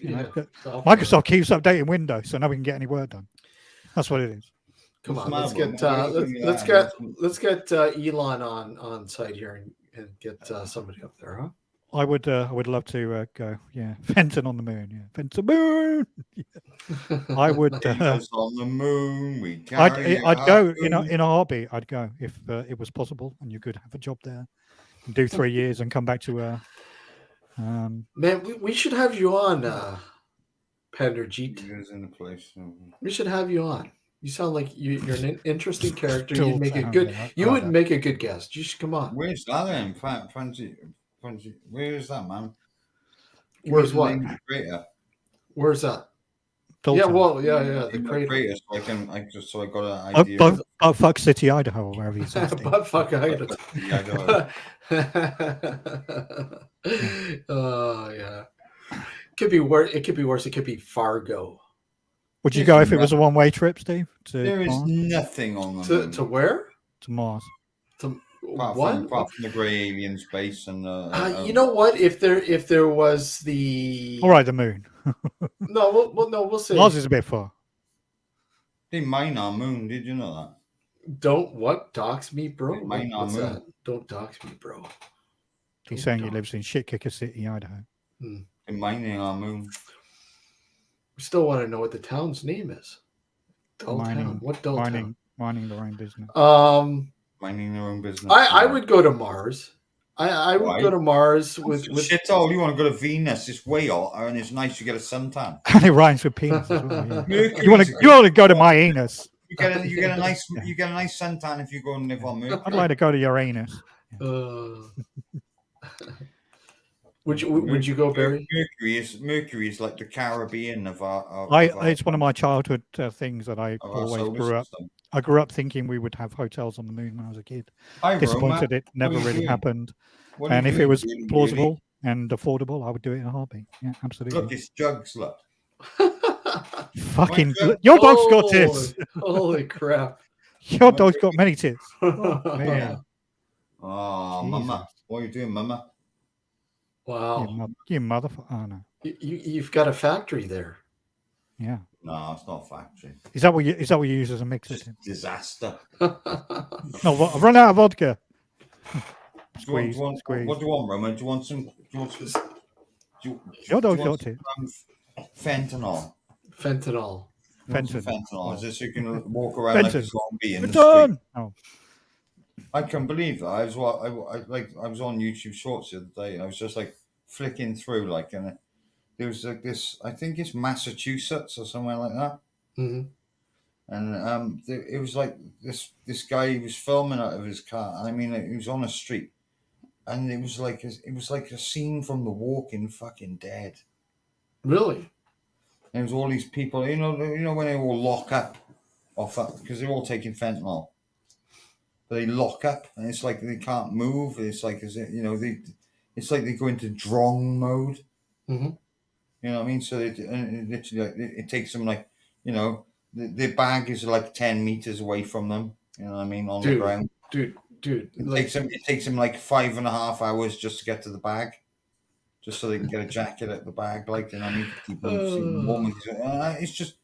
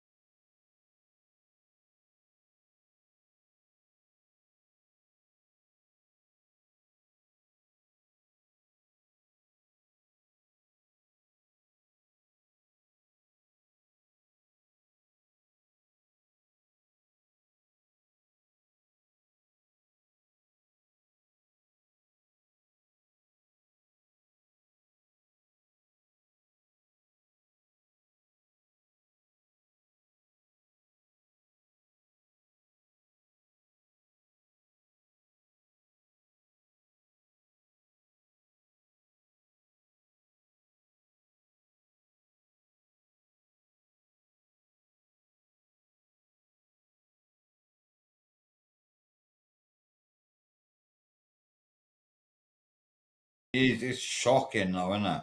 It's everywhere now. It's everywhere. In places you would never expect it, it's there now. I mean, we don't over in the UK. We don't really get that sort of thing. I mean, like there's people smoke spice and stuff like that, but it's just like the spice is like. You guys don't have a fentanyl crisis over there? I've never, we do in London. I smoke. Oh, maybe in London. Yeah. I smoke weed, but I know people and all the rest of it who do stuff and all the rest of it. But I've never ever heard of anyone over here on fentanyl. It's opioids obviously are a huge thing, especially in small towns here. Small towns. Oh, the opioids it's the same. It's bad, and now fentanyl. But fentanyl, that's something else. It's like it's almost. Okay, have you ever heard of Morgadons? No. Tablets. It was a tablet that was. Educate us. Come on. Well, it's just one of these tablets that would literally take somebody who was hyper, mm-hmm. and turn him into a complete Mongo. It would slow him down. Oh, so like Valium. Or not Valium, whatchamacallit, they Yeah, gave, it's they gave the I'll explain ADD. like this. It's my job almost does like that. Valium, but when you're on it and you've taken a tablet of it, it's far more brutal than Valium. It's almost like as if like in Fear and Loathing in Las Vegas when they take the adrenochrome and they're like drunk off it, Mm-hmm. and they're like they're having to lift their legs up. You know what I mean? And all this sort of stuff, you know what I mean? But they don't walk, do they? You remember the scenes, like, you know what I mean? It's like as if they're going, just to move along, like, you know what I I mean? have to watch it again. It's been so long since I watched Fear and Loathing. Or the bit when all the people were turning into lizards on the spinning fucking bar. That was funny. I've got the book around here somewhere. But yeah, but it's like that. But it's like the fentanyl's almost like Margadong, but it's 50 times. Yeah, but it goes. Now we're having an interesting conversation, not about drugs, but about altered states of consciousness. Mm-hmm. Is I'd be interested in experiencing what it's like taking these drugs, because it must. From the behavior of that guy, obviously there must be like an element of time slowing down for them, because their behavior, the actions. That guy was there in slow motion. Excuse me. That guy was there. And pharmaceutical drugs in the past when I was a teenager, and I experienced a lot of those sort of things, Barry. I remember, but it's like when you experience it, it's like how far are you willing to go? Well, that's the thing, right? You know what I mean? And I remember when we were in our teens, you're taking fucking acid, and you're taking not one bladder, but you're taking one bladder and finding out it's like a triple barrel, and you're like, what the fuck? Wait a sec, triple? And you're flying high. I remember. Do you guys remember cartoons? Not cartoons, but the drug cartoons. It was a type of acid. Yeah. And literally, it would make everything cartoonishy when you took this. But I remember one time in high school, this guy dropped some before coming into class, and he came into class and he was all fucked up. He sits down, and the teacher's conducting the class. Then all of a sudden he stands up and he's like looking around. He's like doing a total 360, looking around the class, and everyone's like, "What the fuck's wrong with that guy?" And he starts going, "Do you see him? Do you see him? Do you see him?" And everyone's like, "Who the fuck? What? Superman? He's flying around the fucking classroom." And there was this big poster of Superman on the one wall. He literally thought the poster was real, and he was flying around the classroom. And everyone's like, "Holy fuck!" I'll have what he's having. Yeah. I was 17 years old, and I remember going to the Cotswolds to visit one of my friends. How dare you? Who'd become a traveller over the years, and when he left school and all that, he became a traveller. He was living in a caravan in the Cotswolds, and he said he phoned me up one day. He said, "I'll pop down and see me, have a laugh, and we're going to go to Cheltenham and all the rest of it." You know what I'm on about, Barry. Cheltenham and the Cotswolds quite close together. GCHQ. And so I went down there, I was in the middle of fucking nowhere, and he goes like, yes, he said, taking cryptologist. He said, "Have you got any smoke?" And I was like, this was like when I went to see him, I had like about fucking a quarter of fucking like resin, marrow weed, you know what I mean, like Rocky or whatever. And he was like, "Oh, tidy, and all of a sudden he goes, "Oh, are you all right? Like, do you want some of this?" Like, and he had this vial, and it was like about a liter. The vial was a liter, and it was all liquid acid that he'd concocted together. And of course, you know what happened after. Most people would, There was a very interesting program afterwards. You know what I mean? When he said that, I was just like, okay, oh wow. There was a very interesting documentary on British TV about Mhm. 4 or 5 years ago. Yeah. And the idea was it was talking about the death penalty, particularly in the US, because a lot of these prisoners are given lethal injections, and Yeah. sometimes it appears that they die quite painful deaths. And although given some of the crimes these people commit, sometimes the argument could be put that they deserve a very painful death. It's considered against the American Constitution, which guarantees people to be free from cruel and inhuman treatment, apparently, which means that you can't torture people when they die. And this documentary kind of explored different options that people should be given in terms of having a peaceful death. And there are various things that were examined, but the end of the program, LSD, one of them. the conclusion that was come to was that it should be a form of a mind-altering substance. Yeah. Now, Aldous Huxley, the author, is quite famous for having taken mescaline as he passed. Yeah. And I'm a strong proponent for those kind of substance, the use of those substances where they can improve the quality of people's lives and even the ending of their lives. So if it is useful in those circumstances, then it definitely should be an option and should be explored. But unfortunately, they're very close-minded here in Western countries in terms of the research on psychedelics and the mind-altering implications of it, so that there's little to no research done.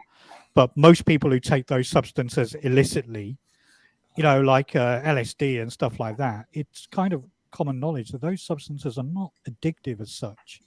And even colloidal silver. And even people who do take addictive colloidal silver. Substances, I had a guy who it's took the that illicitness of it that really makes it the problem. So, for example, like in London here, particularly, but in other places in the UK, sort of the late 18th and early 19th centuries, opium dens were very prevalent, so that you could go to an opium den and just smoke opium and chill out. Mm-hmm. And I think places like that would be helpful to a society like countries here in the West to a certain point. I'd be in this straight away if it was an opium den. Well, that's what I'm saying. I'm not saying particularly an opium den. So basically, you're saying that these sort of dens, if you will, if in many parts of the Western world, including the UK, it would help relieve anxiety and stress and issues that might sort of escalate from these. Well, I'm no scientist, so I'm not saying you are, but it's your opinion, right? Well, I think there is enough evidence to say that people who've taken them don't necessarily all end up having bad experiences, and sometimes it's just the mere illicitness of the substance that makes it the problem. Yeah. So, for example, I'm not that I'm saying taking heroin is any way a good thing, but the fact that it's an illegal opiate means that not only is it highly addictive, and people want more when they've taken it, but they'll do anything they can, including raping and killing your mother to get more. Now, it's the illicitness of the drug. Yeah. Carry on, Steve. Sorry. Just to add to that, Barry, right now in this day and age, with how bad, say, inflation everybody clap hands for Jesus. Interest rates and whatever else, these people are like theft is out of control now. Because these people are looking to get money to get these drugs. I think you're all fucking losers, the lot of you. But I think you should all take a leaf out of Andrew Tate's book and get yourself a primary school chair. Like, for example, I was listening to something about San Francisco, and they've got obviously a liberal, lax attitude to a lot of social issues. So it's considered to be a very liberal city. But it's also a very dangerous city where crime is crazily out of control. You should definitely look up Andrew Tate and his chair. You should definitely look it up. Andrew Tate and his new chair. His new chair. Some people from England travelled all the way to Romania and bought and paid some Romanian guy $500 for this chair with a cock in it. School chair. So Andrew Tate could have it because he looked out from his compound Why are so many Convenient people place. fucking paying so much Oh, attention you to this you you be in entertainment? hysterics seeing this fucking shit. I mean, No, like, I know all about him, but I just don't understand why so many people pay so much attention to him. Because he's the antidote of woke culture, isn't he? Plus, he's a Well, ridiculous yeah, figure. true. he's a comedian at the end of the day. Really, He's just a Comedian. goofy looking. Is he that funny? he's a I comedian. never found him. I never found him that No, funny. but Just talk shit. he's snappy. I think that's what a lot of people don't. He's just understand. snappy. He's a bit snappy, and I think that's his problem. He's a bit too snappy sometimes. No, he's an intelligent guy, but he's an extreme narcissist. So Oh, Yeah, well, he is, but then he does most of the stuff that comes out of his gob is, you know what I mean? 85% fucking truth, isn't it? Well, well, maybe 45% truth. it depends. In terms of the culture war, he talks a lot of sense. Yeah. He talks specifically about gender roles being quite defined by our physiology rather than people waking up one morning and like I said earlier about the police force. Andrew Tate has stated publicly, and I agree, that if you call a police officer because you're having an emergency, a mad axeman is trying to hack down your door, kill your family. You want a massive bloke with fists the size of hammers turn up to deal with it. You don't want with a pair of M16s and a. You don't want a transgender police officer with a pink uniform and nail varnish turn up to deal with that. So from that perspective, I agree with him. But if you measure your terms of how masculine you are by how many Bugattis you own, then by definition there are not very many masculine men on it anymore, does he? So that's just ridiculous. But only Bugattis he owns are little blue scooters that are electric ones. Little blue scooters. Little blue somethings. Yeah. Yeah. Anyway. Yeah, let's get back to the topic. So we were talking. Well, I remember when I was in high school, and it was pot. Pot was the big thing, and I remember a friend of mine. He was from Jamaica. He just gotten back from Jamaica, and he's, hey man, you want to go out to the ballpark there and smoke a big spliff? Well, you sounded just like Homer Simpson then. I'm like, hey man, let's I can't believe that you just did. Oh my god, that's so racist, Steve. Let's go out there. So we went out there. He rolled this big motherfucking honker, man. Like it was like a cigar. This thing was huge, and we're smoking it, and he's like, "Hey, what do you think?"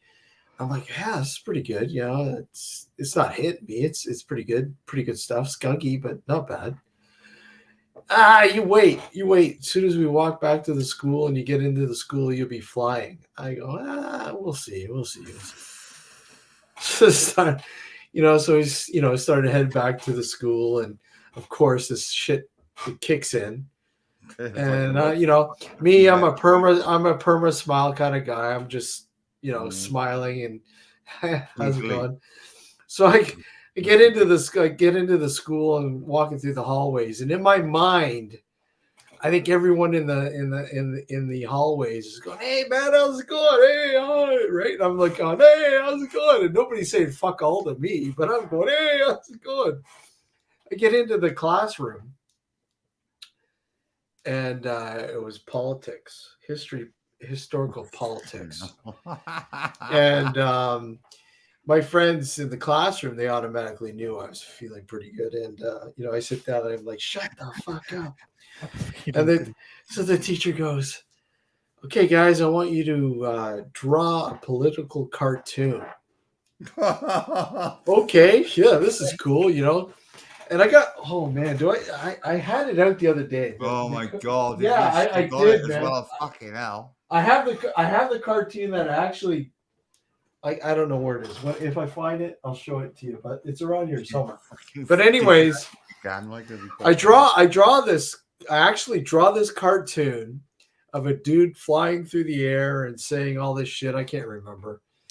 And I finish it off, and at the end of the class, everyone's handing in their assignment. I hand in mine, give it to the teacher, and she's like, what the fuck is this? Didn't literally say, what the fuck is this?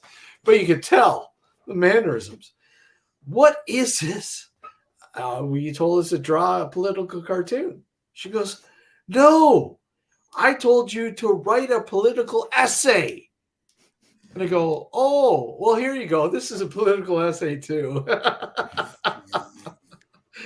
Oh my God. Needless to say, I had to stay after school. I remember getting kicked out of RE, religious education class. Yeah. Because I kept because we used to have these you'd have your book, you writing and all the rest of it, you know what I mean, all the rest of it, do your things. And I used to cover the covers in pictures of a skull with like fucking feathers coming off it, like the red Indian sort of Hell's Angels-y type fucking thing. And my RE teacher, she just fucking went up the fucking wall. She had my parents at the fucking school and everything because I was doing it it's fucking mad. I just got my maths book, shit in the middle of it, closed it and handed it. I fucking hated maths. Maths was. Oh, I hated math too. I wasn't a big math fan. No. The only subject I really enjoyed at school was chemistry because you had dangerous chemicals that you could. Yeah. Now I've got tumors because of those chemicals. You casually pick up a glass bottle at the back of the class and she's like, yes, you're holding 33 liters of concentrated nitric acid. Like, what the fuck? Yeah. Hydrochloric acid. Yeah. You got to don't let it spill down your arm. Yeah. You get to dissect the frogs too and shit like that. But science, I remember a science teacher. His name cut a worm in half, then cut the halves in halves and keep going 18 times. And all of a sudden you've got a universe full of earthworms. A universe of worms. Yeah. I remember Earthworm Jim. Yeah. Earthworm Jim. The science teacher's name was Mr. Hedges, and this bald guy that had his first name. No, I can't remember. We used to have one called Mr. Furber. And he had this fucking. He's always wear these fucking funky collared shirts, and they were like, we used to call them killer collars. Huge collar, like disco collars, man. These things are humongous, and they'd be flowery and all sorts of really funky designs on them. And my music teacher used to look like Mr. Claypole from Rent a Ghost, Barry. Rent a Ghost. And we used to call him. His name was Marshall. Googling Mr. Claypole. Marshall, never figured out, but we used to call him Monkey Marshall. Monkey Marshall. He had loads of facial hair, like Timothy Claypole. Yeah, that's the one. I remember we used to have like these Casio keyboards. You remember ones you had to speak into? Yeah. And you could change the tone of your voice. Mm-hmm. Make it go faster and faster and faster. We should be in the class like. You can do this right now if you want, Tim. Tim, I can do it right now. And we'd all be there, and every one of us would have a fucking keyboard. And this teacher took so much fucking stick; it was unbelievable. And it'd be like about there were 40 of us in the class. We'd all have a keyboard each, and every one of us said "Monkey Marshall" into the fucking keyboard, and we're all doing it at different speeds. Like going "Monkey Marshall, Monkey Marshall, Monkey Marshall, Monkey Marshall." Doesn't sound like a very good idea. And then about 6 months, 7 months later, he'd gone off to another school. And we had this music teacher called Mr. Stubbs. Mr. Stubbs. and literally he was like, "My name is Mr. Stubbs." With the lisp. Every fucking time we used to, it was fucking hilarious. We just ripped the piss out of him. Well, I remember because everybody, I mean, like most of us, we were all musically inclined anyway. We're all into guitar and stuff like that, and in bands even. You know what I mean? Do you still have that little piano thing that you had? Well, the one I threw at the floor and Joe got really upset because he saw it as sacrilege. Yeah, that's the one. Yeah, I still got it. It's there. I use it as a at the moment it's being used as a guard to stop the puppies from jumping over. Rick, who was in chat earlier, if Rick is still listening, I think it was Rick that had this modulator, which was really cool. That you could do I saw it on Amazon. I would like to pick one up. They're pretty neat. But I remember a math teacher I had, Mr. Mercier. He was stocky. Mr. Mercier. Yeah, small, stocky black guy, right? Stocky, real. And he was from Jamaica. He would not take any shit at all. If you were talking in his class, the first thing he would do, he'd get the piece of chalk and throw it at you. He'd like literally whip it at you. Right? So you'd be talking away, and all of a sudden you get this chalk right in the face, right? Oh, what the hell, man? And then if you continued, he would walk up to you and grab you by the belt buckle and pick you up out of the chair. Fucking hell. You were fucking There was one time. Yeah. I can't do that anymore. No, you can't. There was one time he we were in the class, and there was another guy that that farted in class, and he looks at me and he goes, "Mr. Dernier, you sit there and smile while you shoot all the people down with your foul air." Foul air. That wasn't me. It was, he goes, "Get up now, stand up," right? So I stand up, and he goes, "Go over to the closet there," and I go, "What?" So he makes me open the closet, like this cabinet thingy, and there's two phone books about this thick, and he goes, "Grab a phone book, and I want you to hold them up in front of the class, and don't drop your arms." I literally had to be like, and after a while they get heavy. I would have fucking slapped the cunt. I would have. Oh my god, it was hilarious. Old books out like that. Fuck, wow. He used to call me Dennis the Menace because every time he saw me, he was brutal. Yeah. I used to have a maths teacher called Miss Jolly. Miss Jolly. Yeah. And the key thing about her was she wasn't very jolly at all. She was a miserable cunt. So Jolly. Yeah. Miss Jolly. Yeah. Miss Jolly. It was always the music teachers that I managed to rip this up. There's one called Miss Davis, and she was so well. She was like a dragon. Mm-hmm. I'm not being funny. Like, she's reptilian? Absolute fucking dragon. She was a reptilian? And every time, she'd be sat and you'd be trying to play something on the piano, and literally, the moment that you get it wrong, she'd out you in front of the entire class. She's like, "This isn't perfect enough. How dare you do this like this? How dare you disrespect fucking Bach?" Yeah. The most outlandish, How dare you play grunge music on your headphones in my class? Well, you brought in your Sony Walkman. Oh fuck! I am gonna be listening to that fucking bitch talking shit, am I? You know what I mean? Yeah, that's the thing. The good old days of the Sony Walkman. Imagine if they had one for 8 tracks. I used to have the yellow Walkman. Yeah, the yellow which one was waterproof. Yeah, it was waterproof. We used to have a teacher who in the class we always used to play up. So as soon as the class goes into the lesson, the class is playing up. And there was one particular day where there was this guy, the kid at the back of the class who everyone bullies. Yeah. He stood up and he said, Miss, can I go to the toilet? And she went, "No, you can't. Sit back down."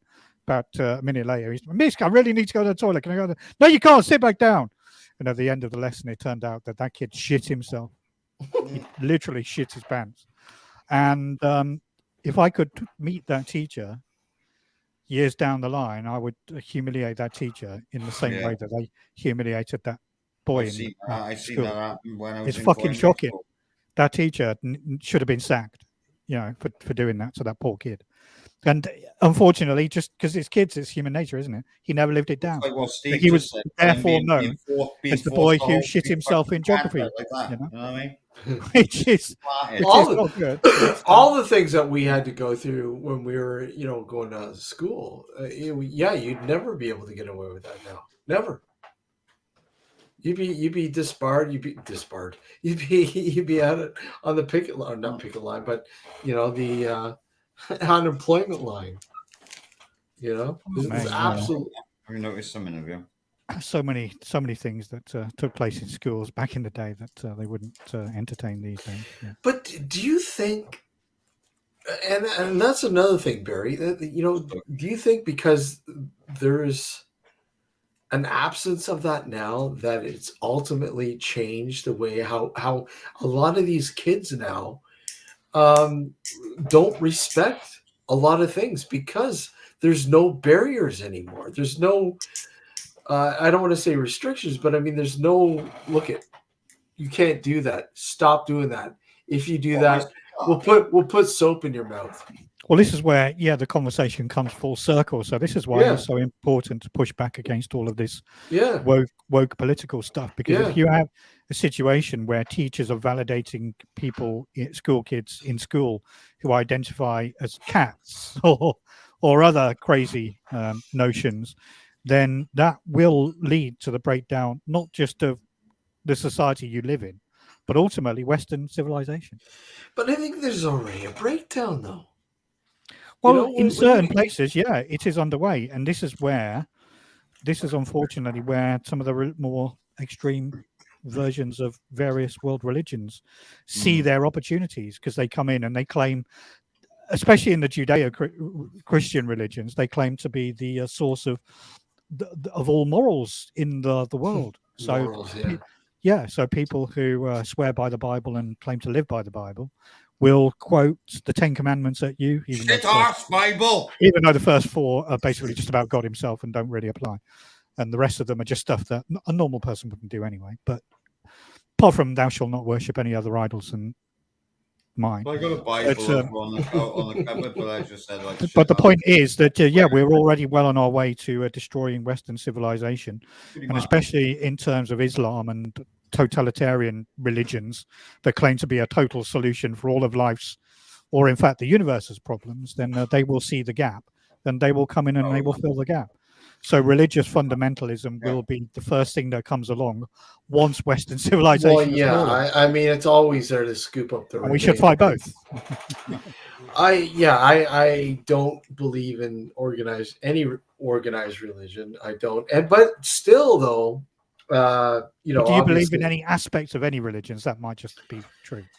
Whether it's reincarnation or anything else. What's the terminology where you believe bits and pieces from all different religions? What's the bits? Not that I do, but there's a terminology for it. I can't remember the word. No. Where somebody who believes in different aspects from different religions, there's a terminology for it. I can't remember. But anyways. I don't, Barry. I don't. I really don't believe. If I was to peg myself as anything, it would probably be Scientologist. Not a Scientologist, God, no.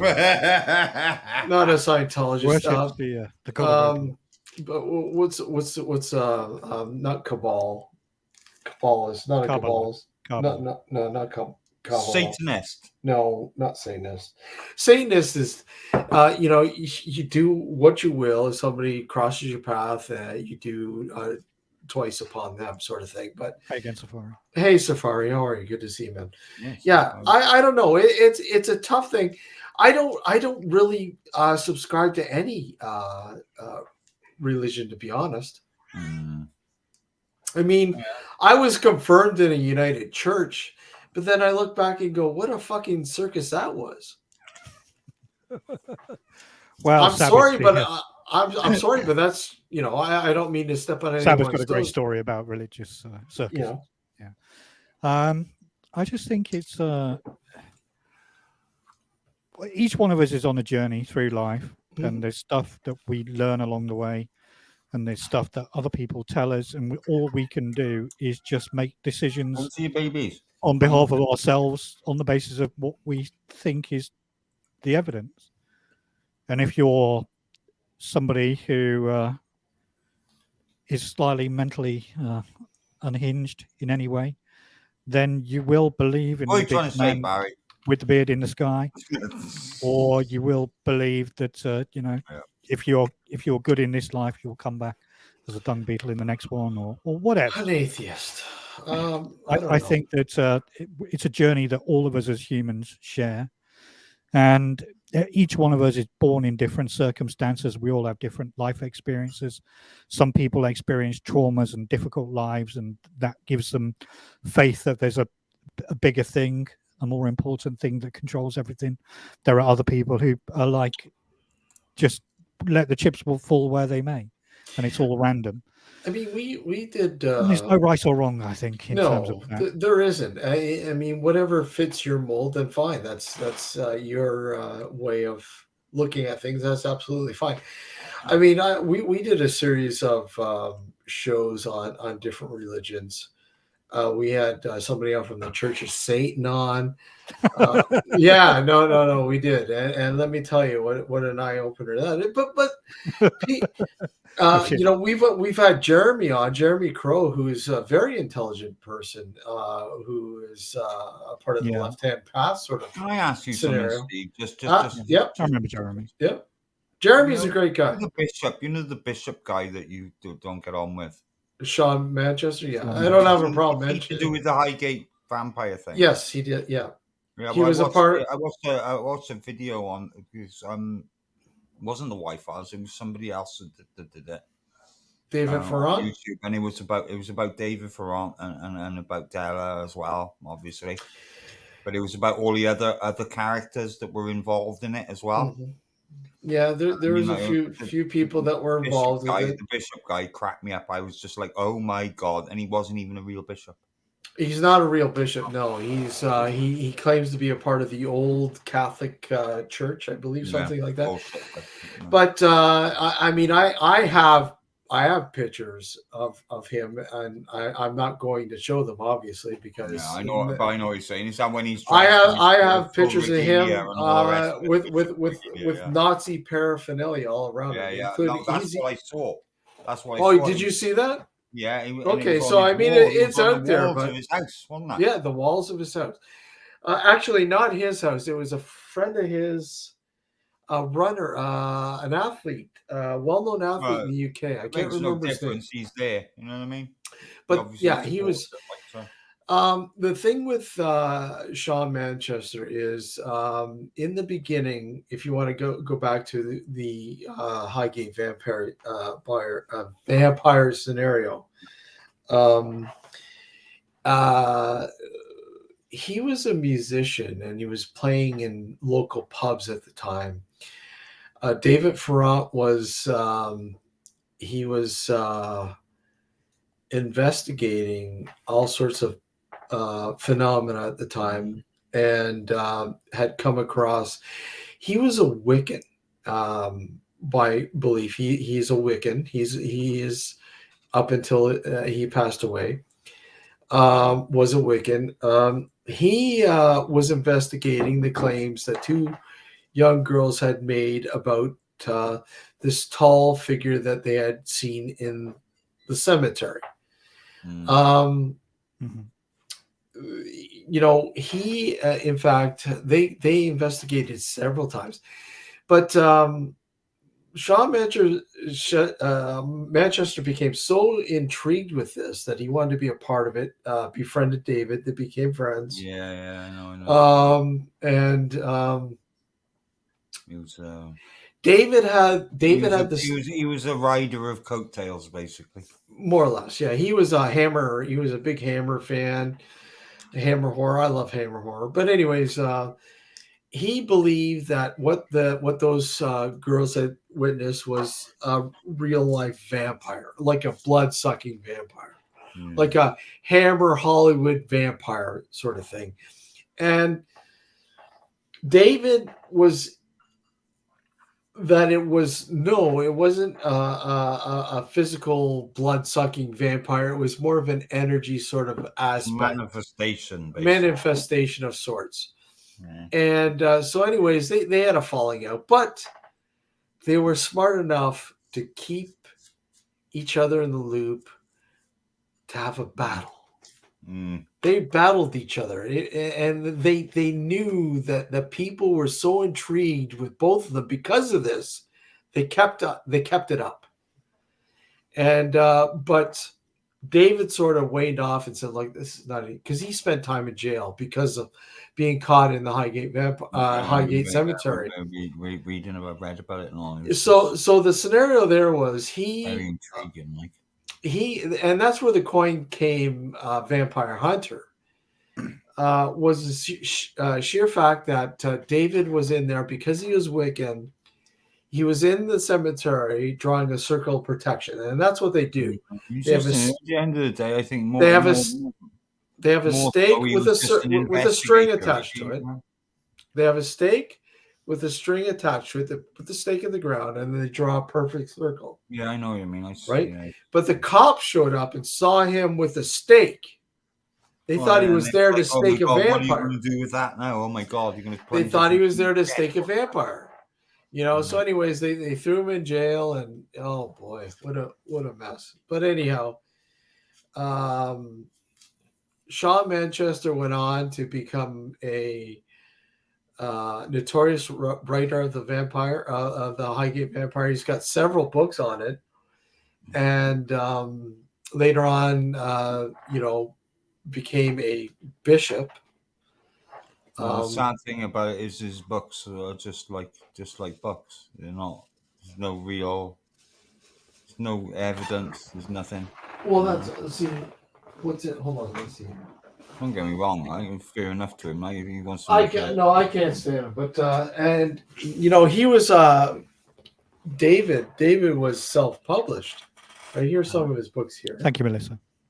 Hi, Mel. Thanks. Self-published. These are from his own publishing. Yeah, if David, been more fucking open and honest. And basically, he was more, and he wrote books, and Gareth, you guys know Gareth. Oh no, Gareth fucking loved it, didn't he? Gareth was good friends with David as well, right? The story of it and all. It was totally different, right? And yeah, it's a big mess. But anyhow, when I publicly had, I invited Sean on the show to talk about the Highgate, because he was originally the first person I heard talking about this subject. And it's funny, Barry. I heard him on a show called World of the Unexplained, I think it was called. And this was a Christian-based podcast. So I'm like, but I found this story intriguing, the Highgate vampire story thing, and I dug into it, did some research. You get all the Christians all shitting themselves when they hear about the word vampire, like they think that. Oh yeah, absolutely. They fucking buy into it. They love it. But anyhow, I said, look at. I reached out to Sean. Of course, didn't hear anything from him. And then I reached out to David, and David automatically thought I was somebody from Sean Manchester's camp. He was very, very particular on who he spoke with. Well, he was careful. I think that's what very careful. He was very, and rightfully so, because Sean Manchester is a cyber stalker. He was horrible. He would look up where you're employed, where you lived. He would try to stir up a hornet's nest with a lot of things. He tried to make my life a living hell after I had David.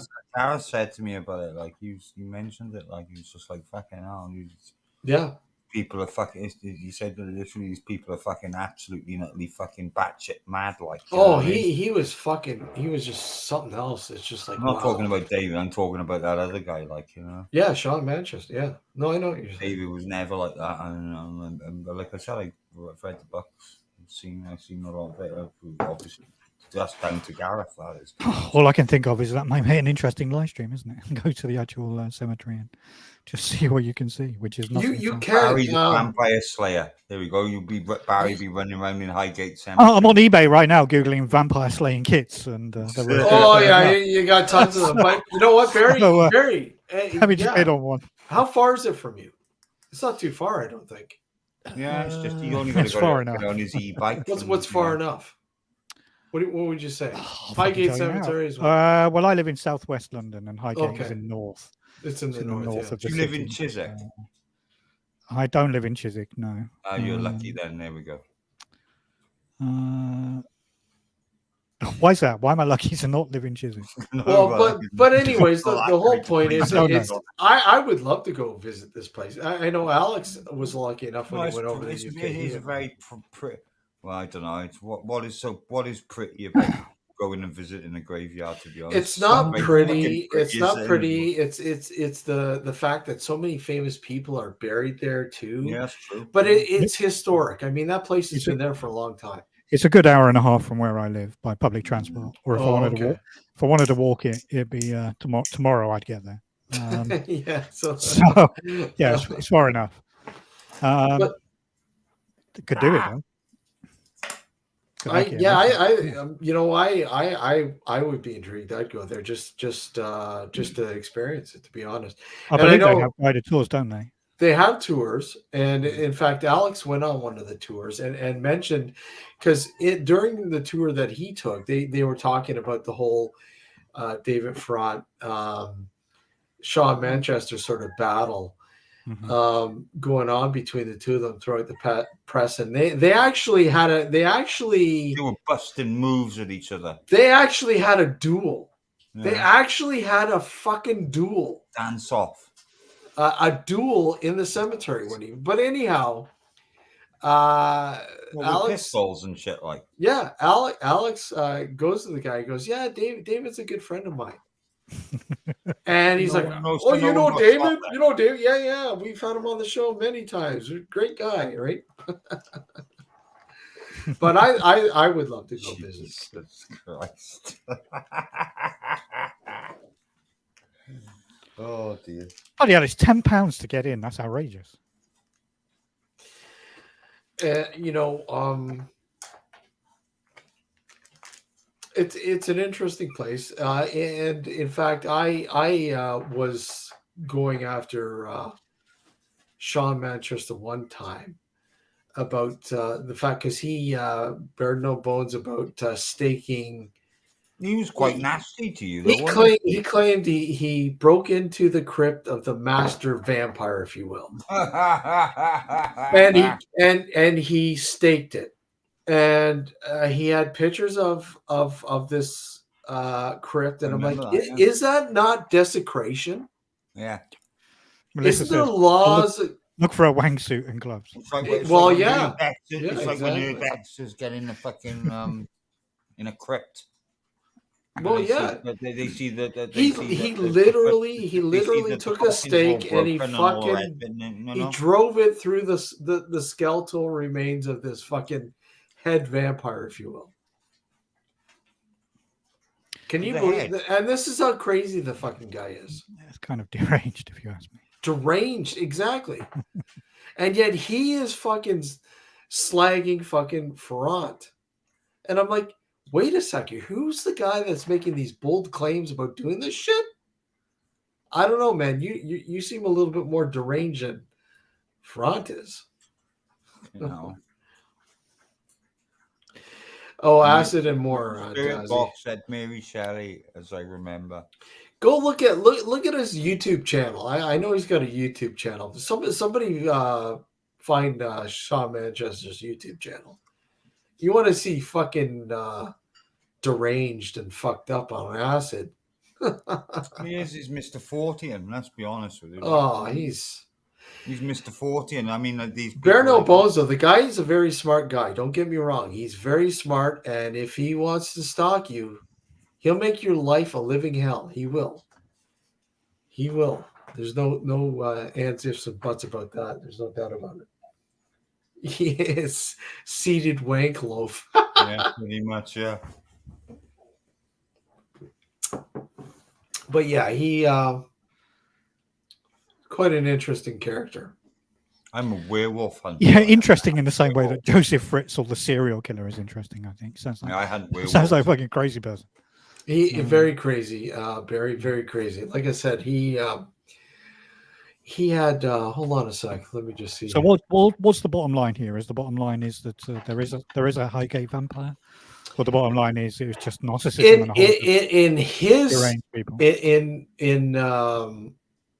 whatchamacallit, Mary Shelley. Sean Manchester's mind, there is an actual vampire. Hello. He believed that there was an actual vampire. Oh. Where David Farrant believed it was an energy being. If anything, it wasn't an actual, Yeah. whatever. They believed in two different aspects. I'm just trying to find you. Okay, where is it? Come on, Steve. I'll find it. Come on, Steve. Well, the production on this live stream is terrible, Steve. Well, yeah, I know. There was he put together Sean Manchester put something together called the Evil Cabal. And this was all based on people who bought into David Farrant's sort of way of thinking with the evil with the Highgate vampire, if you will. Anyways, it looks like it. Seeded Winkler. Melissa Jones, Vampire Slayer. There we go. It looks like somebody took it down. So, Loaf Slayer. Having it slammed in between two pieces of seeded and Winkler. Yeah, I'm pretty bloody sure you're not talking about the Highgate vampire anymore, Melissa. I find it. I'll bring it up to you guys. But yeah, it's guys, I'm going to have to get off because it's dinner time for me. So all right. Thank you very much for letting me up, Steve. Good to speak with you, Tim, and have a good one, everyone. Take it easy, Barry. Take care, Barry. What are you working now, Barry? What are you working? You late or? Let me tell everybody publicly what I'm working. Well, tell me an email later on, like, you know what I mean? Just email me, man. Let me know. I'm working early tomorrow, late's the day after, and Thursday is my next day off. So I'll be around. Well, see you Thursday then, man. See you Thursday. Catch you later, everyone. Have a good one. Take care. Take care, man. Take it easy. I can't find it, so I'll, if I find it, I'll share it. What a fucking joke. Jesus H. Christ, Steve. What? All them people are there, watching and in the chat, and they can't wait. Somebody come on up, join us now. Yeah, Barry's gone. Barry's gone. Come on up. Who are you, Laura? Get up on you. But yeah, he basically threatened to call my employer, and I remember you saying about that. Oh yeah, he was threatening quite a lot of stuff. He put together a. Let me see. Hold on. Well, I don't know. The thing is, Steve, is that we can debunk him. You know what I mean? And that's something he doesn't like. It's obvious that there is so much shit out there that you can use to debunk him. You know what I mean? Oh, absolutely. And he and of course, it's like for him, it's like I'll write a book, I'll do this, I'll make statements, I'll do videos, makes money. You know what I mean? And the reality of it is what he's peddling is a lot of bollocks. You know what I mean? Well, yeah. I mean, Farrant definitely had it more. He was looking at like you said, like the spiritual aspect of it, and all that sort of thing, energy, dark energy, this, that, the other. Yeah, it's funny. As opposed to actually a biological vampire. So here's a picture. Here's the picture that we were talking about. Here, I'm gonna show everybody. This is the picture. I'm gonna share of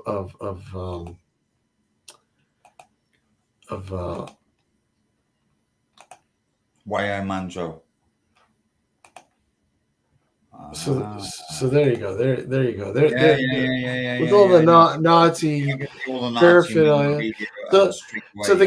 the guy with the white hat, that's Shawn Manchester, and the guy beside him is a guy named Kevin Chisholm. He was a Yeah, well, triathlete. he kind of looks like the white boy. I don't like anyone who's coloured and blah blah blah and all the rest. Oh yeah, absolutely. Okay, so we'll Comes go. across as it like. So here you go. You know, getting this picture taken. You know, seeming very happy. Look at all them Yeah. funny looking crosses. Look, wow. Yeah. You know, his It books. wouldn't surprise me if Mein Library. Kampf You is know. probably on there somewhere. Oh yeah, it's on there. It's on there. Oh yeah, it's there. You know, Christian nationalist movement. Oh dear. There you go. You know. No, the Waffelumfeagle. Yep. So there you go. There you go. This is Yeah, you probably obviously by the statements that I've just made on you now. You know that I know what you're saying, and it's obvious. It's there. It's right there in front of your face. It's just like, really, fuck off, dude. You know what I mean? I'm just trying to find. Hold on, maybe I can find it here. The link. Where is it? No, Vampire can mean many different things anyway. Oh sure, but this guy just. It can be somebody who's preying on you. It can be somebody who's preying on you emotionally or fucking, controlling. All them sort of things. Oh, here we go. Oh no. Or it could mean that you'd be having a gigantic tree trunk shoved up your arsehole and being impaled. Like back in the day, like. Where the hell is it? It's driving me nuts. I gotta find the link. I want to show you guys. This is how fucking. There's nothing like having a massive table of food and drinking your enemy's blood. You know what I mean? Back in the day when Vlad was about. Vlad is amazing. Like, you know what I mean? Gotta be honest, Vlad. I don't know. I can't find where all of this nonsense stems from. It's driving me nuts. I can't find that link now. Crazy tribal guy that used to like to drink the blood of his enemies and impale people. And he became so legendary that they ended up calling him Dracula. Yeah. No, it's funny. I think it's been taken down. I think at the end of the day, it used to be so easy to find it. Now it's like the authors, like of all these books about Dracula and stuff like that. It all comes from that side of the world. You know what I mean? That part of the world, Romania and all the rest of it, and it's all about. It's just about. You know what I'm saying? Back then. Oh yeah, absolutely. Back then, people were brutal. They were brutal for a reason, because that if they weren't brutal, they wouldn't fucking survive. Yeah. You know. Google. Hence why there were fields and fields of his enemies, and I mean, literally every enemy fucking soldier that they captured or fucking killed was impaled, and it went on for fucking miles and miles and miles, and hundreds and probably thousands of miles across Europe. Google has totally fucking. It's gone on Google now. Well, because it's one of those things. It's Google. That's why. It's one of those things that the people at Google don't want you to be reading about. Probably. Where is it? I'm determined now, Tim. I want to show you.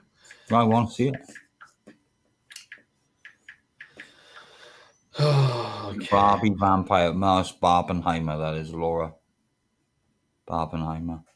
Not Laura. Sorry, Mel. Sorry. Yeah. So they get rid of all these links now. They clean them. Gone. Holy shit.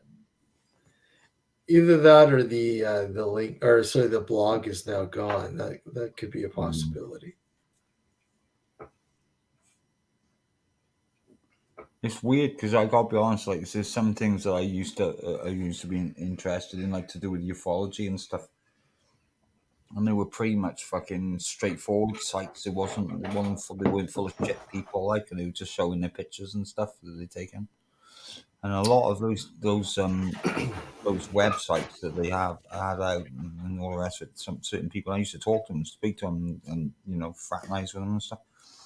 And it was just like, they're not there anymore. They're gone. Is he still in office? No, he still is, I believe, but he's retired. From what I understand, he's retired from talking about the Highgate Vampire. He used to be on several radio stations, including Coast to Coast. He was on Coast to Coast with George Norrie, I believe, talking about Snorri Nori. yeah, Snorri Norrie. Let's see. Fade to Black with Jimmy Church. Oh yeah. Oh, fuck's sake. Let's see, man. Let's see. I can't even find that. Maybe. And yeah, you can almost like here's a good article.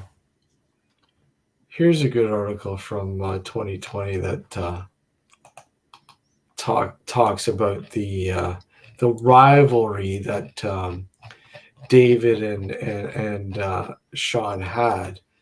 I'll put it in chat there on Vice. And it's historic. I mean, there are people who know about it. Well, a lot of people know about it, and then there's a lot of people. What the fuck? Who are these guys? But if you know anything about, I always equated this sort of rivalry almost to like a movie in itself that came out of Hammer or Amicus. You know what I mean? It's like two like French people dueling over a woman or something. And you know what? They did duel in the cemetery. Well, neither of them got shot in the end, so there we go. No, they survived. That's all right. They survived. As long as it was all right. Well, I'm not going to point my pistol at you. It's all right. No, Yeah. I'll fire it, but I won't point it at you. I don't know. It was. I don't know. The whole scenario in itself was quite unique. You know. It sounds a bit like a bit weird, to be honest. Well, yeah. But you hit a chord. I hit a chord with him, obviously, because, like I said, I did not believe in the whole question everything. Well, yeah. Well, look at a fucking a blood-sucking vampire. Come on, really? I mean, 9 times out of 10, the majority of people that are on YouTube, right? I mean, like, remember when Secure Team 10 was a big thing? Mm-hmm. And that guy was literally making a hell of a lot of money off fake UFO footage. Mm-hmm. Stuff that was done in fucking, Photoshop and this, that, and the fucking other. Exactly. Faking his interviews with like top scientists using a voice modulation software. You know what I mean? To make his voice sound deeper than what it was. Yeah. Then people cottoned onto it and they found out about it and they were analyzing. You know what I mean? They were analyzing his actual interviews using software, and they found out about it. Hence why the idiot named Tyler is no longer really doesn't matter anymore on YouTube, because he put out so much fake stuff to do with UFOs. It was unbelievable. Some of the stuff he was using other people's stories and other people's imagery and this, that, and the other. Maybe there was an element of truth in it and all the rest of it. You know what I mean? But the majority of it, like I said, was done in a basement. You know what I mean? On a PC. Yeah, more or less. By MPC with fucking movie editing software. And it's like You just got to be careful. Like it's like Just when have to be careful. That's the thing. Hold on. Let's see. careful with what you're watching and what you're seeing. And I mean, people they get so fucking wrapped up in this stuff as well. And it's just like what Barry was saying about what the UFO thing at the moment and all the rest of it about what do you believe in? I see it as a very big distraction about what they're doing now, and they seem to do it every time there's something is wrong politically or things ain't going well and this, that, and the other. They always bring up the UFO thing. No, I don't know if this is. It pops up there always, in the press and this, that, and the other, and it's just like, is this a distraction? I don't know if this is his actual. I think it is his actual Facebook page. I'm not sure, but I think it is because it's got his art on it. Russell Brand is shouting, "Is this a distraction? Is this a distraction?" You know what I mean? Yeah. Is this a distraction from Joe Biden and his son? You know what I mean? Because we've all seen the fucking shit that's been put out lately. You know what I mean? Oh, I know. And it's pretty it's pretty triple X. You know what I mean? It's not very. It's not very. Oh, here. This. Oh, dude, hold on. I mean, wow. Hold on. When you see Hunter Biden going for it, like, you know what I mean? Here we go. Hold on. Or is here's what I heard. Well, greetings from England. I very much hope we'll be talking about more than the occurrences 4 decades ago. Certainly. In an obscure suburb of what would have been London. Oh, yes. Another time. Well, hopefully so. Well, let's begin at the beginning. First of all, a little bit about yourself early on, and what inspired you to go and pursue this course that you're on now. Well, I have to presume that you're referring to a particular ministry of which is only one strand of what I do. Certainly. And if you are referring to that, the Ministry of Exorcism, it's part and parcel of the journey and the path of a priest. By definition, a priest should be an exorcist. It's required. Mark 16, verse 17, teaches that believers will cast out demons in his name. And the particular extraordinary, some might say, course that I have followed and that has unraveled before me is not extraordinary to those in my field, but to those who are not chosen for this particular work. And I do feel it's something you're chosen to do rather than choose to do. It must appear quite beyond belief. Wonderful. And within demonology, I suppose the subgroup for which I'm particularly best known, which trespasses upon the mysteries of life and death itself, is curious in this way that whilst many in today's material world couldn't possibly deny that there are unseen forces, influences, if you will, at work, about which we know very little and over which we exert even less control, and are willing to entertain the ideas of ghosts, poltergeists, malignant spirits, all manner of paranormal phenomenon,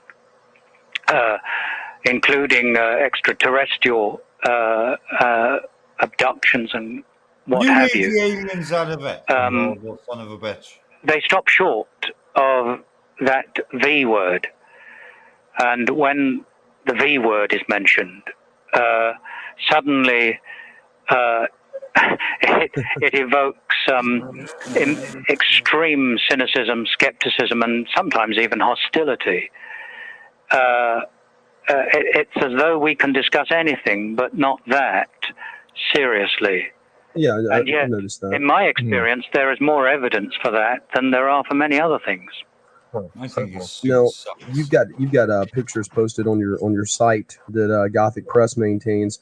With one of the photos, I believe, is of the actual staking of this Highgate creature right before its I guess disappearance, right before it disintegrated in front of your very eyes. And there's other pictures on there too. Desecration, I tell you, we're gonna put a desecration. link up on our site for the viewers to or the listeners to to go and see those. But tell us, how did all this start? Yeah. How did my interest start in the subject matter? No, how did? I mean, I studied I suppose, the arcane, the realm of the hidden world, the unseen world, the occult, quite a way back when I was still a teenager. Read the books of Montague Summers and many others on this subject in particular. And he's a great writer. I've got a few of those books on my shelf as well. So yeah, fantastic reading. Oh yes. Yes, and particularly the detail. But I didn't for a moment think at that time that I would be confronting at such an early age in something that Montague Summers had written about. And when I did, even way back then, it caused all sorts of panic and fear and disbelief and yeah, he is batshit fucking mad. Steve, you're muted. Now you're not muted. There we go. Yeah, he's batshit mad, mate. You know? There's a guy over here. Anyone would dress up like the Pope. Well, he didn't even look like the Pope. He looked like a Nazi Pope. You know, he came across as a Nazi. Anyone who's dressed like that, it's just like, yeah, Melissa's got it to a T. Bloodsucker. He sucked the fucking life out of you, like. Oh yeah. Don't give a Bloodsucker! Woo! Bloodsucker. That guy is just there to sell books and bullshit, basically. Yeah. Yeah. Thanks, Toppy. Thanks for popping in. Oh, well, Tim, I think that's about it, buddy. Well, fuck you then, Steve. I can't believe it. If you're going to go live... Maybe you're going to go running away now and disappear. If you run away, run away and go to bed, I think you're going to go and play I think you're going to go off and play like a... I reckon you got an Xbox One. No. Don't lie, you liar. We've got that's downstairs. It is, Steve. Don't lie. I'm gonna go stake some. I'm gonna go stake some vampires. No, I know what you're gonna do. You're gonna go out the back and you're gonna stick some meat on the fucking barbecue. On the barbecue and do some smoking, sir. No, some of the shit I've seen you cook, mate, it's just like, oh my god. Oh. You know what I mean? Oh, I love barbecue. Like you do well with that, smoking. Like. Oh, I smoked some corn on the cob. Oh my god, was it ever good? Oh. Now you're making me hungry, Tim. I'll let you get off, Steve, anyway. All right? Thanks for coming up, buddy. I know you're knackered because you've been working and stuff anyway, so, Have a good one. Thanks for coming up. I'll try to. I'm depending on what happens, maybe a bit later. I might go live a bit later. Well, if you do, I will pop in. Yes, I will. All right. But yeah, Mel, Tuppy, Panderjeet. Thanks for coming in. Panderjeet. Sab, good seeing you. Melissa, Sab as well. Yeah, it's always a pleasure, Sab. And Laura, Safari, Laura, and Barry, of course. Safari, Lady, Lucy, Lucy, of course. and Neo, Luke, Spencer, Mick earlier, Dazzy, and I'm trying to beat you like that. we're missing somebody else. We're missing a few people here. Seth, of course. We're missing who else? I know we're Jimi Hendrix. Jimi Hendrix, yeah. I Jimi think Hendrix. Kurt Cobain. Wait a sec. We're missing somebody here. Who are we missing? We're missing Laura. Oh, there she is. There's Laura. Mr. Bengals off to eat mushy peas. John, Rick. John Bongo. Yeah, John and Rick. Take care, everybody. But everybody, all of it. Seth as well. Did you say Seth? Yep, Seth. And everybody else. You're well ahead of me then. All you lurking. Thanks for popping in. And Tony Marshall as well.